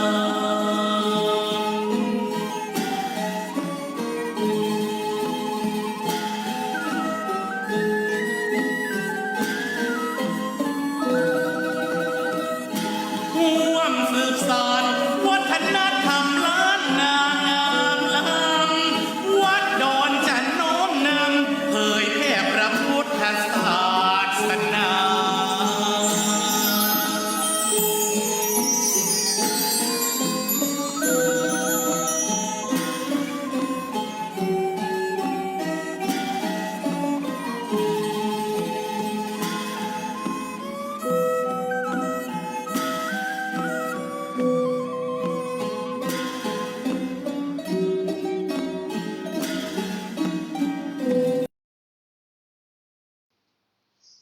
ขอเจริญพรมายังศรัทธาญาติโยมสาธุชนทุกท่าน เข้าสู่ช่วงที่ 2 ของรายการธรรมะบันเทิงใจของทางสถานีวิทยุกระจายเสียงแม่ขจารย์โมเดิร์นเรดิโอ FM 94.50 เมกะเฮิรตซ์ลิงก์สัญญาณไปที่ 98.75 เมกะเฮิรตซ์วัดห้วยตองซักเรดิโออำเภอจอมตอง จังหวัดเชียงใหม่ และในช่วงที่ 2 ของรายการธรรมะบันเทิงใจ บอกบุญประชาสัมพันธ์กับศรัทธาญาติโยมกิจกรรมขึ้นสีขาวของเฮาบ่ได้ลืมกันเนอะวันที่20 มิถุนายนเนาะ20 ก็จะมีพิธีการรอเทียนพรรษาตีสถาตีสถาบันธรรมาภิวัตน์อีกเนาะถ้าอาตมาภาพจำนี้ผิดซบเกินจังหวัดลำปางก็ต้องขอสุมาภัยโดยตีตะวันประชาสัมพันธ์ผิดพลาดแล้วก็ในช่วงเย็นวันนี้ก็ครูบาสีเมินหรือว่าพระประหลัดจำนันสุธีโลเจ้าวัดวัดสันปูทองแจ้งกับญาติโยมฝากแจ้งประชาสัมพันธ์ว่าวันนี้ครูบาเพิ่นบ่ได้จัดรายการเนอะหลังจากจบรายการธรรมะบันเทิงใจนี้เวลา2 ทุ่มก็เลยผิดพลาด ผิดพลาดทางเทคนิคของระบบคอมพิวเตอร์เนาะหน้าจอยังเปิ้นบ่ออกยังบ่ได้บ่สมบูรณ์เด้อระบบคอมการส่งสัญญาณอย่างของเปิ้นของครูบาก็บ่สมบูรณ์เด้อก็แจ้งกับศรัทธาญาติโยมวันนี้บ่ได้เข้ารายการเด้อก็ประเพณีรอเตียนพรรษาเนาะเข้าพรรษาวันที่28กรกฎาคมก็ใกล้เข้ามาแล้วกิจกรรมที่ชาวพุทธขาดบ่ได้อีกกิจกรรมหนึ่งนั่นก็คือประเพณีรอเทียนพรรษาปีนี้วันที่20 มิถุนายนเนาะที่ศพเตือนลำปางที่สถาบันมูลนิธิธรรมาภิวัตน์เนาะ ก็แจ้งข่าวประชาสัมพันธ์ใครทราบรายละเอียดก็โอ้จาเอิ้นจากกันมาได้เนาะก็ต่อจากนี้อาตมาภาพก็จะได้แสดงพระธรรมเทศนากันต่อจากช่วงแรกของรายการธรรมะบันเทิงใจกันต่อเหลืออีกแหมสักครู่เนาะก็จะจบละทำเรื่องนางหมากเป้าผูกที่3ตั้งอกตั้งใจฟังต่อไปเนอะทิงข้าเวดุราภิกขุตั้งหลายชาติว่าเป็นสายปรมานาถเขาเชื้อชาติหนอพูดทางคูณตนมีบุญอันมากก็หากจะเป็นดังอันแต่ดีลีและนาตะตานังกาลาเมื่ออันนั้นอันว่าพระปรัมมาโพธิสัตว์เจ้าก็หากอยู่ที่นั้นบ่ย้ายไปไหนเจ้าป้อยมีใจคะนิง เกิดใดยังวอกตัวนั้นดังว่าในใจบ่มีคนใดจักไปเอาใดเต่ามีพญาวอกอันอยู่รับใจเจ้าราศีป้อยมีไก่เสียแต่เล่าเต่าบ่จางไปร้องเรียกมันมาหันว่าหนต่างกายยาวโยดลวดบ่ได้หันมันแล้วว่าอ่านเมื่อนั้นเทวดามวลหมู่หูแล้วก็ใจกันไปปันสูติอยู่ทำโกหาไปบันดลเข้าหัวใจมักกะตาวอกใหญ่เฮอมันได้ปันเถิงตีนั้นก็บ่เมินเหินนานสักน้อยเป็นแต่บุญเจ้าอ่อนน้อยสุตตาสนาบัดนี้บัดเดียวพญาวอกมากาตามันคานิ่งใจเกิดจวบได้อย่างมหาสัจเจ้าอยู่ใจติดปันดังเจ้าชีวิตจิตใจกูนี้มีดังเรือแต่เล่าหากเต่ามีแต่ตนหนึ่งองค์เดียวเดียวดงเขียวเถื่อนทองบอกหูว่าจากไปปองหนได้อยู่ตั้งไกลแต่แลหูว่ายังมีตีไก่บ้านนี้กูจากไต่เต้าตามร้อยก่อนแลหลอนว่าตนแก้วเกิดมีภัยกูจากไปตามจองกลัวตนเจ้าได้จริงคอนโอนตาลายตนจอมใจแก่นเงาหลอนว่าท่านได้โศกเศร้าสักงานการโกบอกไปตามคำช่วยเยาว่าเจ้าจักไว้ตายได้เหตุใส่ใจโกไว้หวานกันเจ้าบ่มีการก่อบ่ลางว่าจักสั่งตั้งตัวโกจักลาตันเต้าตั้งแต่วันเจ้าหนอเต้าเข้าสู่ป่าไม้หายตาบ่หันเป็นสักเดือเมื่อวันนี้ก็หากเป็นมาเหตุสองตาโกก็มาคาเมนละเล่นเต้านางไหลจักเป็นเหตุสันใดแก่เจ้าการกูบ่ไปก็จะบ่จากแล้วกูจากไปตามจองรอยตีนเหตุกูยินเกิดจัวพบบ่พบก็หากจากไปก่อนจ้ามันก็ไว้ยังตาปาสาราสียอดแก้วตานสั่งแล้วก็ลวดหนีไปหันแลจาดอันว่าเจ้าวอกเขาหากเอาต้นไม้ต้นดอกเป็นตีตั้งเตียวเล่นจากต้นเฟยเขียวการกิ่งไม้ไปจะใจบ่ยังเสียตีตั้งใดไปไกลแล้วซ้ำดูไปเยี่ยมพอตาเอวซ้อพอเนื้อดินกันมันหันห้อยตีนแล้วก็ซ่อมคืนต้นไม้เหี่ยใจเร็วไวก็ลวดไปเถิงตีอันเจ้านั่งอยู่ก็ลวดเข้าไปสู่ไว้สาถามตามกรรมดีต่อเจ้าว่าพระปิ่นเก้าหัวใจแห่งข้าก็มารอตีเพแล้วเจ้าปล่อยโยงเงาทรงตนองค์คำมีใจดังเรือจริงกล่าวเทิงเจอข้าภาการหนึ่งเจ้าแห่งผู้ข้าปล่อยมีนาอันมนมองอยู่อันเจ้าวานตีนั้นอันว่าเจ้าโสตาสนาได้ยินมักกะตาถามโดยจอประกอบโดยกรรมที่มีวาจาอันวันอ่อนตนก่อเจ้าย้อนอกใจจริงพาสะไรตันต่อกับโดยป้อบอกเท้ามักกะตาวาดังนี้ดูราพญาวอกกูนี้ก็ออกใจใครได้ยังหน่อยไม่ลูกอันอยู่ตั้งสูง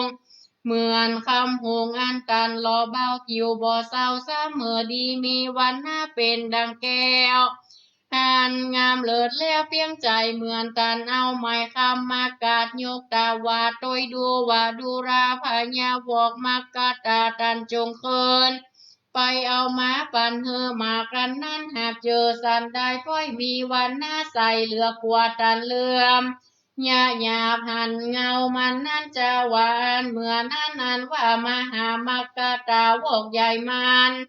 ก็ได้ยินแล้วแห่งว่าจะยังกำสุตตาสนายอดเกี่ยวมันก็จะเหือแล้วยังกำปรารถนาจริงจะกล่าวคาถาว่าอีตานิพันเตอิมังนาริกังคาลังดังนี้พันเตคาแด่เจ้าโกอีตานีในกาลาบัดนี้เจ้าโกยังมีพาโยจนามาใครใดยังมากเป้าอันใหญ่แลดูงามก็จะตามใจแห่งเจ้ายังมากลูกนั้นเหล่าเต้ดีลีข้าก็จะเอาไปปันแก่เจ้า บ่มีอยากอันใดเจ้าผู้จงเอาไปตามไว้ถ้าพอตัดตีนาดูตาราวานแล้วมันก็ไวโตนแก้วลวดนี้เมื่อหันแลนว่าจัดวอกนี่มีมือหากภายไวการว่าจากไปเหนือต้นไม้ต้นหมากบ่เกิดยากเหมือนบินก็บ่อ่านเป็นดังคนเฮา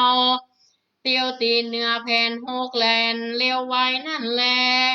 หันว่าวอกตัวนั่นไส้มันก็เคินต้นเป้าใหญ่ไปไวยามหนึ่งก็ไปถึงโดยอันงามมันก็บิดและไวลงมาเถิงมูลลาเข้าเงากันมารอดเจ้าก็ยืนเฮือเจ้าโสตาสนายามนั้นเจ้าก็สาธุการจมชื่นยอมือยกยืนหอบรับกำเอาพอดูเงาหมากเป้าใจเจินเย้ายินดีมีใจเป็นดังยางได้เมืองหนึ่งเป็นดังได้ผ้าปื้นจมโปนั่นแลตาในกาลาเมื่อนั้นพญาพอกันได้ยังหมากเป้าขอเฮือตนแก้วโพธิญาณก็เก่ายังคิดจากการดังใจมากแล้วก็ลวดไว้เจ้าสร้างอำลาก็เจียนจาลานีไว้นาปอกเมื่อเสียหันแลก็มีวันนั้นแลนาในกาลาเมื่อนั้นว่าโพธิสัตว์เจ้าตนเป็นเข้าเงาหนอพุทธังโกนตนมีบุญอันใหญ่กันว่าได้หมากเป้าแล้วดังใจเจ้าก็เอาตอดใส่ในธงแห่งเจ้าก็บ่อยู่ตีเก่านี้ไปลังเตื้อก็ได้เตียวในกลางป่าไม้ลังทีก็ได้เลียบไปโดยข้างฝั่งน้ำลังทีก็ได้เตียวย่ำหาดดอนทรายลังทีก็ไปกายตีหือข้องเจ้าก็นับเต่าเตียวไปลำดับยังมีในวันหนึ่งเราตั้งเขาน้ำก็ลวดให้ได้น้ำเป็นทรายทีบตองเป็นรองนาผาจานว่าน้ำกงกาแม่ใหญ่นั่นสวาดเดินซ้ำรวดเป็นเติงน้ำไหลเสริมทีบต้องตอกเหมือนดังนอกงัวงานปุงสาสารสวัสดีหันหลวดมีเหงือกตัวหนึ่งใจหันใจบ่หวานปาดสมหากบ่มีสหายร่วมกับมันเหตุเป็นอันใจบาปจังคบก้ากินคนตัวมันก็เป็นน้ำ ศีลหิสาหาดโยไตตากลางฟองกองหันสัตว์และคนไปต่อมันได้พอเอากินบางขาบมันก็จักจิตตีนได้กลัวเอาผ่าน้ำจมถึงกันเทิงในมันก็อมกับคบใจย่ำกินเสียก็มีหันแลตาในกาลานั้นนั้นว่าพระปรมโพธิสัตว์เจ้าก็เข้าไปรอดตีตาแพ้ว เพิงบ่มีสั่งสักหยาดมันก็ออกจากตีตั้งตาดมาหันมันก็ลวนยินดีนางมากลวดร้องออกปากว่าดีหลีบ้านนี้ของกินกูมีตัดต่อหน้าบ่ได้ซอสอดกวดเตียวไปเมืองนี่ลูกตังได้เปียวปองบุญต้องหากกูหากนำมาจ้าและนาวานก็มีวันนั้นแหละนา นิทิตังทิญาสังวันนานาวิเศษจาห้องเหตุยังรสธรรมเทศนานางมาเป้าผูกทวนสามก็บังโคมสมเรเสร็จแล้วเต้านี้ก่อนแลสำหรับรสธรรมเทศนาเรื่องนางมากเป้าผูกทวนสามสรุปได้ถึงธรรมเทศนาภูมินี้ลำดับเรื่องดำเนินถึงยามเมื่อนอโพธิสัตว์เจ้าเพิดเจ้าสุทัศนา ก็ได้ออกลำลาพระฤาษีเนาะเข้าสู่ป่าไม้ดงเขียวผ่านป่าไม้พฤกษานานาพันธุ์ผจญภัยในป่า โดยเฮอปงปันเอาพญาวอกเอาอยู่เฝ้าพระฤาษีเอาปฏิบัติพัดฟูหาน้ำหาข่าวผลหมากหลากไม้มาปั่นเจ้าฤาษีทุกคำเจ้าแรงไงเพราะว่าตนใจนั่นเทวดาโดนจิตโดนใจศรัทธาหยัดชมการบำเพ็ญเพียรของพระโพธิสัตว์จะอยู่ทีเดียวจะสบายบ่ได้นะต้องออกเดียวจรเพราะเทวดาทั้งหลายโดยเฉพาะพระอินทร์ถึงหูแล้วว่าพระโพธิสัตว์เจ้ากำลังสั่งสมบารมีในแต่ละภพละชาติ จะต้องเดินทางผจญภัยสั่งสมบารมี จะอยู่กับที่นี่บ่ได้ ก็โดนจิตโดนใจให้เจ้าสุทัศนานี่ อยากจะเข้าแพะเข้าป่า เพราะว่าอยู่กับเจ้าฤาษีนี่ได้ถึงปีกับ7 เดือนละผ่านมาละก็ประเมินอะละก็ขอลำลาเข้าแพะเข้าป่า โอ้ก็สั่งอำลายังพญาวอกก็ว่าจะขออำลาไปขอให้เจ้าอยู่เฝ้าตาประสาฤาษีนี่เฮเตอร์นะพญาวอกนี่เคยอยู่ด้วยกันนะเนาะเคยอยู่เคยกินติดตามเจ้าสุทัศนาโพธิสัตว์เจ้าเฮานี่ เดินทางไปไหนก็ไปด้วยกัน ผ่านป่าดงพงไพรดูอันตรายอันใดบ่ให้เกิดต้องแก่พระโพธิสัตว์เจ้าเฮาขณะนั้นก็ยังว่าจะลากันเนี่ยแต่บัดนั้นไปก็มีอกสั่นหวันไหวหัวใจเหมือนจะแตกมากเคยได้อยู่จ่วยรักษาปฏิบัติปัดปุงเจ้าโสทัศนากับพระฤาษีอยู่ๆเจ้าสุทัศนาอยากจะไปประจนภัยในป่าตั้งหน้าเป็นไปหัวใจก็ติดเต้นแหน่งใจก็สั่งอำลากันไปก็พญาวอกก็บอกรู้จะเนี่ยอย่างใดก็บ่สามารถที่จะห้ามได้ แล้วก็ได้เอ่ยขึ้นว่า โอ้ถ้าท่านเจ้าสุทัศนานี่บ่เอายาติบยาฉันจากพระอินทร์มายาตัวเก่านี่คงจะเหม็นเน่าไม่งนก็คงจะมาตอมเน่าอยู่ในป่าละเป็นพระเจ้าสุทัศนานั่นมีเมตตาคุณนายังพญาวอกแห่งข้านี่มักกะตานี่ก็คงจะบ่ได้มืนตาดูโลกอีกครั้งหนึ่งละแต่กลับได้ชีวิตใหม่ขึ้นมาท่านจะว่ายังจะเฮือเฮาเนี่ยใดก็จะทำตามนั้นทุกประการในชีวิตนี้แต่ก่อนจะล่ำลากันนั้นบอกว่าหากมีการอย่างอันใดเฮ้อระนึกถึงจื่อข้างข้าเอ่ยคำว่ามักกะตาขึ้นมาเฮานี่จะรีบไปปันเลย จะรีบไปหาพญาวอกมักกะตาก็ว่าถ้ามีอันตรายไอ้ยังจะเฮอได้จ่วยได้ยังก็เอิ้นมาก็จะรีบติดตามไปเพราะชีวิตนี้ยังเป็นนี่ชีวิตของมักกะตา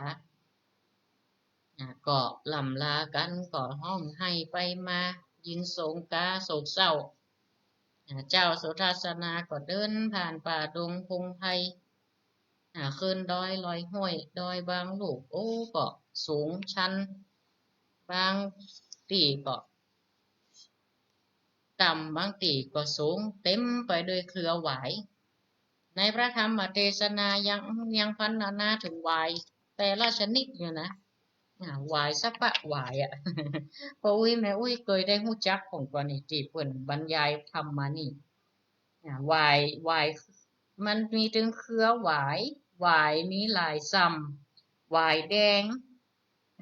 หวายไก่หวายเส้นใหญ่คือหวายหมูหวายหมูมีสัปปะนะพันนานาถึงหวายหวายหูบุ้ง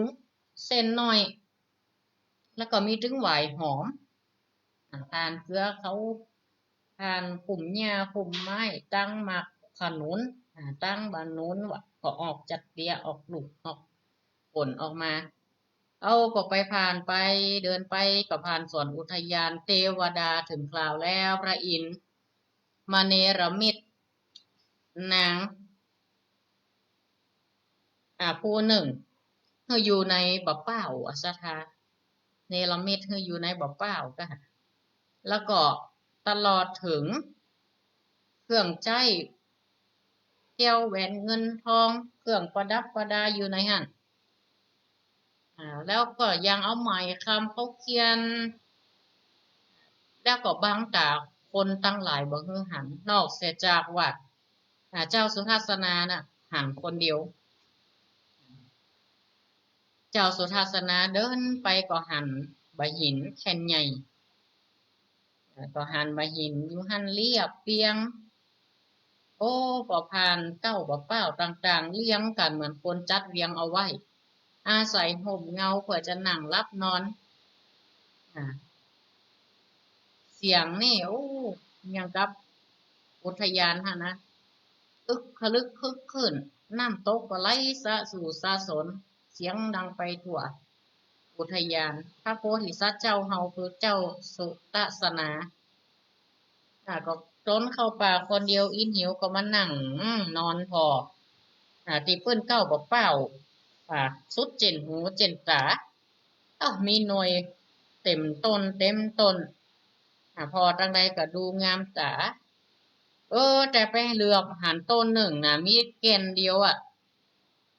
ต้นบะเป้านี่บ่เหมือนต้นอื่นมีแก่นเดียวแล้วลูกมันนี่งามเป็นที่ต้องตาต้องใจยังคำหูแก่นอื่นนี่เขียวเหลืองแต่แก่นนี่ยังค้ำเนี่ยยังค้ำรอเบ้าพอไปแล้วดังใหม่ค้ำเคียนคอดกัน ซึ่งพระอินทร์นี่ได้เนรมิตนางมักเป้านาฬิกาอยู่ขณะนั้นเองย้อนมาปิกมาติพระพุทธเจ้าเฮาได้เทศนาธรรมเรื่องนี้ให้แก่ภิกษุทั้งหลายว่าโอ้คนเฮานี่หากเขาทำคุณงามความดีทำบุญกุศลต่างๆเอาไว้เทวบุตรเทวดาเพิ่นก็จะมาโดนจิตโดนใจเพิ่นก็มาอนุโมทนาตกลุกได้ยากเพิ่นก็จะมาโปรดมาผายเองก็เหมือนเจ้าสุทัศนานี่สั่งสมคุณงามความดีเป็นพระโพธิสัตว์เทวดาตลอดถึงพระอินทร์เพิ่นได้ฮู้กันว่าโอ้ตัวนี้จะได้เป็นตรัสรู้เป็นพระสัมมาสัมโพธิญาณในอนาคตแน่นอนก็จะต้องมีเหตุภัยอย่างหรือสิ่งใดที่จะต้องได้บันดลคือปุเพกตะปุญญาตามีบุญวาสนามาก่อนทำสัจจะอธิษฐานว่าจะถึงโพธิสมภารถึงพระพุทธเจ้านี่เพิ่นได้ตั้งสัจจะไว้แล้วเทวบุตรเทวดาก็รับทราบก็ทรงชี้ทางเนรมิตอย่างกูสิ่งกูอย่างเฮ้อเจ้าสุทัศนานี่ดำเนินเป็นไปตามที่จะต้องบำเพ็ญบารมีก็ได้เนรมิตเอานางมักเป้านาฬิกานี่อยู่ติ่มเป้าไปเนาะเดี๋ยวนี้นะพร้อมกับเครื่องแก้วแหวนเงินทองเครื่องย่องต่างๆพอจากเชื่อนอพุทธังคูลเนี่ยมีบุญนักจะได้มาเป็นพระพุทธเจ้าในอนาคตก็โดนจิตโดนใจเจ้าก็มีใจมักไฟก็ได้บ่เป้าแค่นั้นก็เลยละเนิกถึงว่าเฮานี่เอาบ่ได้ต้นก็สูงเหลือเกินก็เกิดถึงวอกแต่ก็เกิดถึงพญาวอกอย่างเดียวนะมันจะเอาได้เนี่ยตัวเฮานี่โมสุดความสามารถแต่ก็อีน่ะวันนั้นผมก็พอดีว่าพญาวอกเนี่ยพญาวอกกอดใจเผยใจเซาะยังได้บ่ฮู้วันนั้นนะตาก็มาคอมเมนต์ปากก็คอมเมนต์ก็มานึกถึงว่าเจ้าสุทัศนาจะเป็นยังไงฮะได้ไปไก่ตาไปถึงที่ไหนจะทุกข์ลำบากยังไงตาก็คอมเมนต์ก็เลยว่ายังไงก็เลยลาตาภาษาฤาษีว่าขอรวดไปพอเจ้าเหี่ยกำเตอะเจ้าสุทัศนาด้วยอนุญาตแล้วก็ถ้าใจเกินก็ไม่หล่นต้นเปล่าลัดป่าลัดไทยเขาเหินพอตังห้อยตีนย่ำเหยียบไปตังไรเจ้าก็กระใจตามรอยเท้านั้นไปตามเกลือเขาป่าไม้ไปปล่อยไปดูพอดีว่าก็ไปปะเจ้าสุทัศนาก็ยินดีจะนักปะมักกะตาพญาวอกปะการขอการว่าเขาใครได้บอกเฝ้าอย่างเนี้ยเจ้าลิงก็บ่าลีรอละขึ้นไปทันทีเด็ดเอาบอกเฝ้าแกนงามนะมาเฮือต่อหน้าแล้วก็อำลาไปหาพระฤาษีอย่างเดิมอย่างเก่าอย่างเดิมก็ดีอกดีใจที่ว่าเจ้าสุทัศนาบอกเป็นอย่างปลอดภัยดีขณะนั้นเองหลังจากที่ได้บอกเฝ้าอันแก่นงามน่ะยังคำนี่เอาใส่ผมก็เดินทางต่อไปข้ามน้ำดอนทราย ห้องก็เป็นพามห้องเลิกหุ่นต่างเตียวห้องก็มีน้ำเป็นสายห้องก็เป็นหน้าผาก็ข้ามแม่น้ำคงคาซ้ำไปถึงตีแม่น้ำโอ้เลิกพอสมควรแม่น้ำเส้นนี้ก็ตกลงจากหน้าผาน้ำเส้นนี้นะแม่น้ำคงคานี่ไหลเป็นเส้นเป็นสายเพิ่นว่ามันซึมออกมาจากผาเหมือนดังนอกหัวหงานมันปุ่งออกมาซกสวดขณะนั้นก็รวดนี้เหงือกตัวหนึ่งนี่ใจมันบดีนะเหงือกตัวนี้มาเวลาคนหรือสัตว์ทานมามันจะกว่ากราบลงไปในน้ำตีฟองมันพยายามที่จะดึงดูดคนบุญในน้ำออกมาเอาคนและสัตว์ทั้งหลายเอากินกราบกินเป็นอาหารมันมีขีดนะตัวมันก็เป็นหนามคำว่าหนามคำว่ายางเหงือกบ้านเฮานี่นางเหงือกบ้านเฮานี่นะแต่เหมือนนางเหงือกโมเมนในการ์ตูน ฝรั่งนะก็ใจเหมือนเหงือกที่ในผ้าไพมณีนะ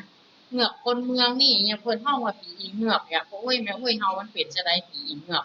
ลักษณะมันเป็นจะได้เดี๋ยวลองเล่าให้ทุกเจ้าฟังมาแล้วเด้อตามตามที่บ้านเฮาเชื่อกันน่ะมันคนละเหงือกนะคุณว่านะจะว่านาคพญานาคก็บ่ใจมันจะเป็นแฮมสปีชีส์ชนิดหนึ่งกะมันจะเป็นอย่างคนนี่กะเป็นสัตว์กะนางเหงือกนี่ ก็คือผีเหงือกนะมันจะดึงตีนเอาคนลงไปเนี่ยนะตอนนี้ก็จะได้รับสายหน้าใหม่พอดีว่าเจ้าสุทัศนาก็ไปถึงแม่น้ำเส้นนี่ละอาจจะเป็นจะได้ต่อเพื่อติดตามกันวันอังคารหน้าอาจจะได้เตะคำเมืองทุกวันจันทร์วันอังคารตอนนี้ก็จะรับสายหน้าไม้สภาสักสายสองสายเนาะเวลาก็โอ้ใกล้จะหมดเห็นละ แถม5 นาที0963458026เนอะ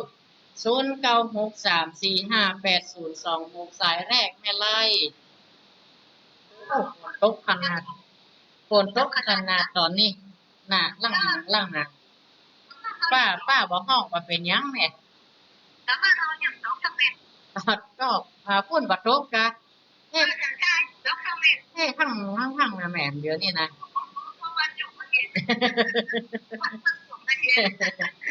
เออตึกอันเนี้ยกะทำตึกกะติจะไปฟ้าผีอิงหรอกเนี่ยกะแม่เนี่ยตอนนั้นน่ะวางเหงือกบ้านเฮายังคนเฒ่าบ่เก่าอ่ะผีอิงเหงือกนะระวังนะอย่ามันเป็นอย่างใดคน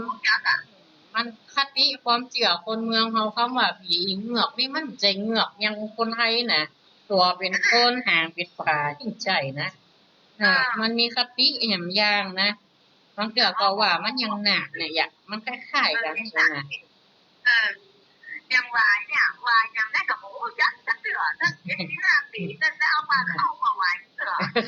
ขาบ่ไหวเอาอาหารกะไหวที่เขามากินน่ะกะมาถูกนิมิตอย่าแม่มาถูกนิมิตรู้กันน่ะกะ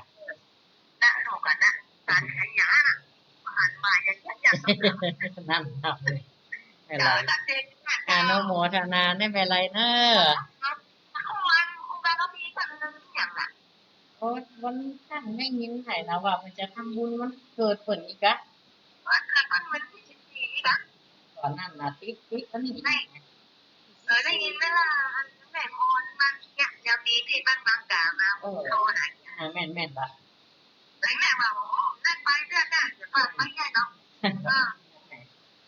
ก็จะได้ไปติดงานอนุโมทนาได้ไม่ไรเนอะสาธุเจริญพรคนเล็กคนน้อยสายต่อไปธรรมะสวัสดีเนอะจากจังใดหายกชื่อว่าตาจ้างรายงานตัวว่าเนาะแม่น้องปีนี้เท่าไรอะก็อายุเท่าไรก็เออกำบักเก่าบ่ว่าผีหญิงอ่ะบ่เท่าตัวละอ่อนนะเป็นยังไงลักษณะบ้านเฮานี่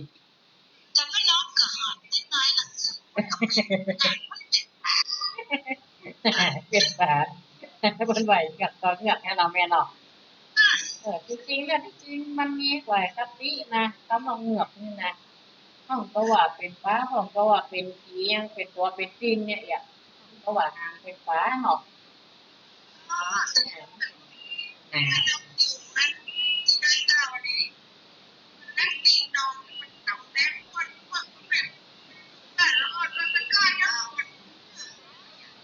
นั่นบ่แม่เหงาเอาไปตัวหน่อยไปเล่นน้ำเล่นของหน่อยเนาะ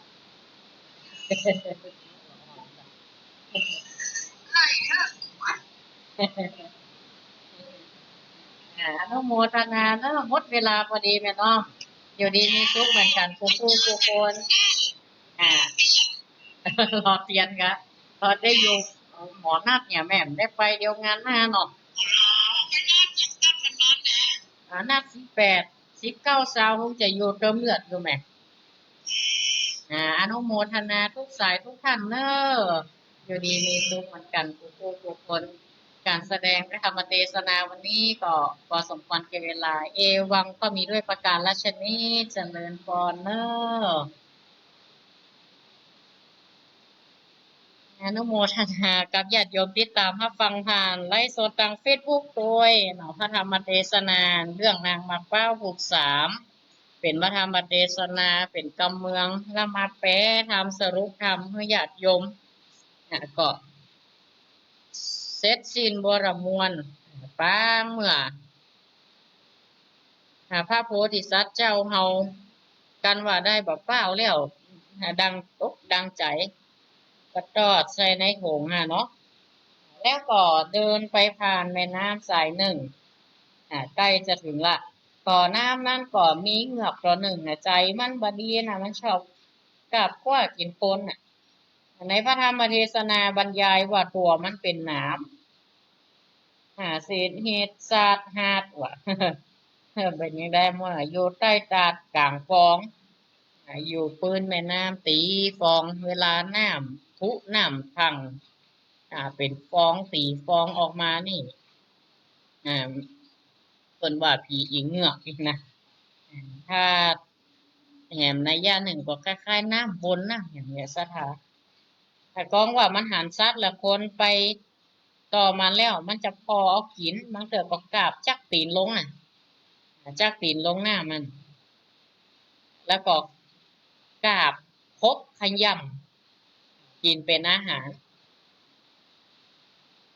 ในคณะนั้นเองพระโพธิสัตว์เจ้าเขาก็ไปรอดไปแถว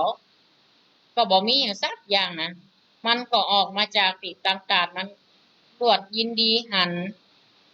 ตรวจล่องออกปากว่าอู้บาเดียวนี่ของกินข้านี่มีละว่าเจ้าน้อยหนานนี่ลูกจากทางใดมากำลังหันว่าจะข้ามมาทางที่มันละพระธรรมเทศนาก็จบลงไปโดยคณะที่เจ้าสุทัศนานี่จะเดินทางข้ามแม่น้ำคงคาซึ่งมีผีเงือกอยู่หรือว่าเงือกที่หันเจ้าสุทัศนากันจะว่าจะได้เป็นกินเป็นอาหารมื้อต่อไปแล้วสบายหลดยินดีละติดตามรับฟังกันใหม่ในสัปดาห์หน้าวันจันทร์เป็นธรรมบรรยายวันอังคารเป็นพระธรรมเทศนานางมักเป้าปู่ปีสี่สัปดาห์หน้าก็ขออนุโมทนาญาติโยมทุกท่านเจริญพรเนอ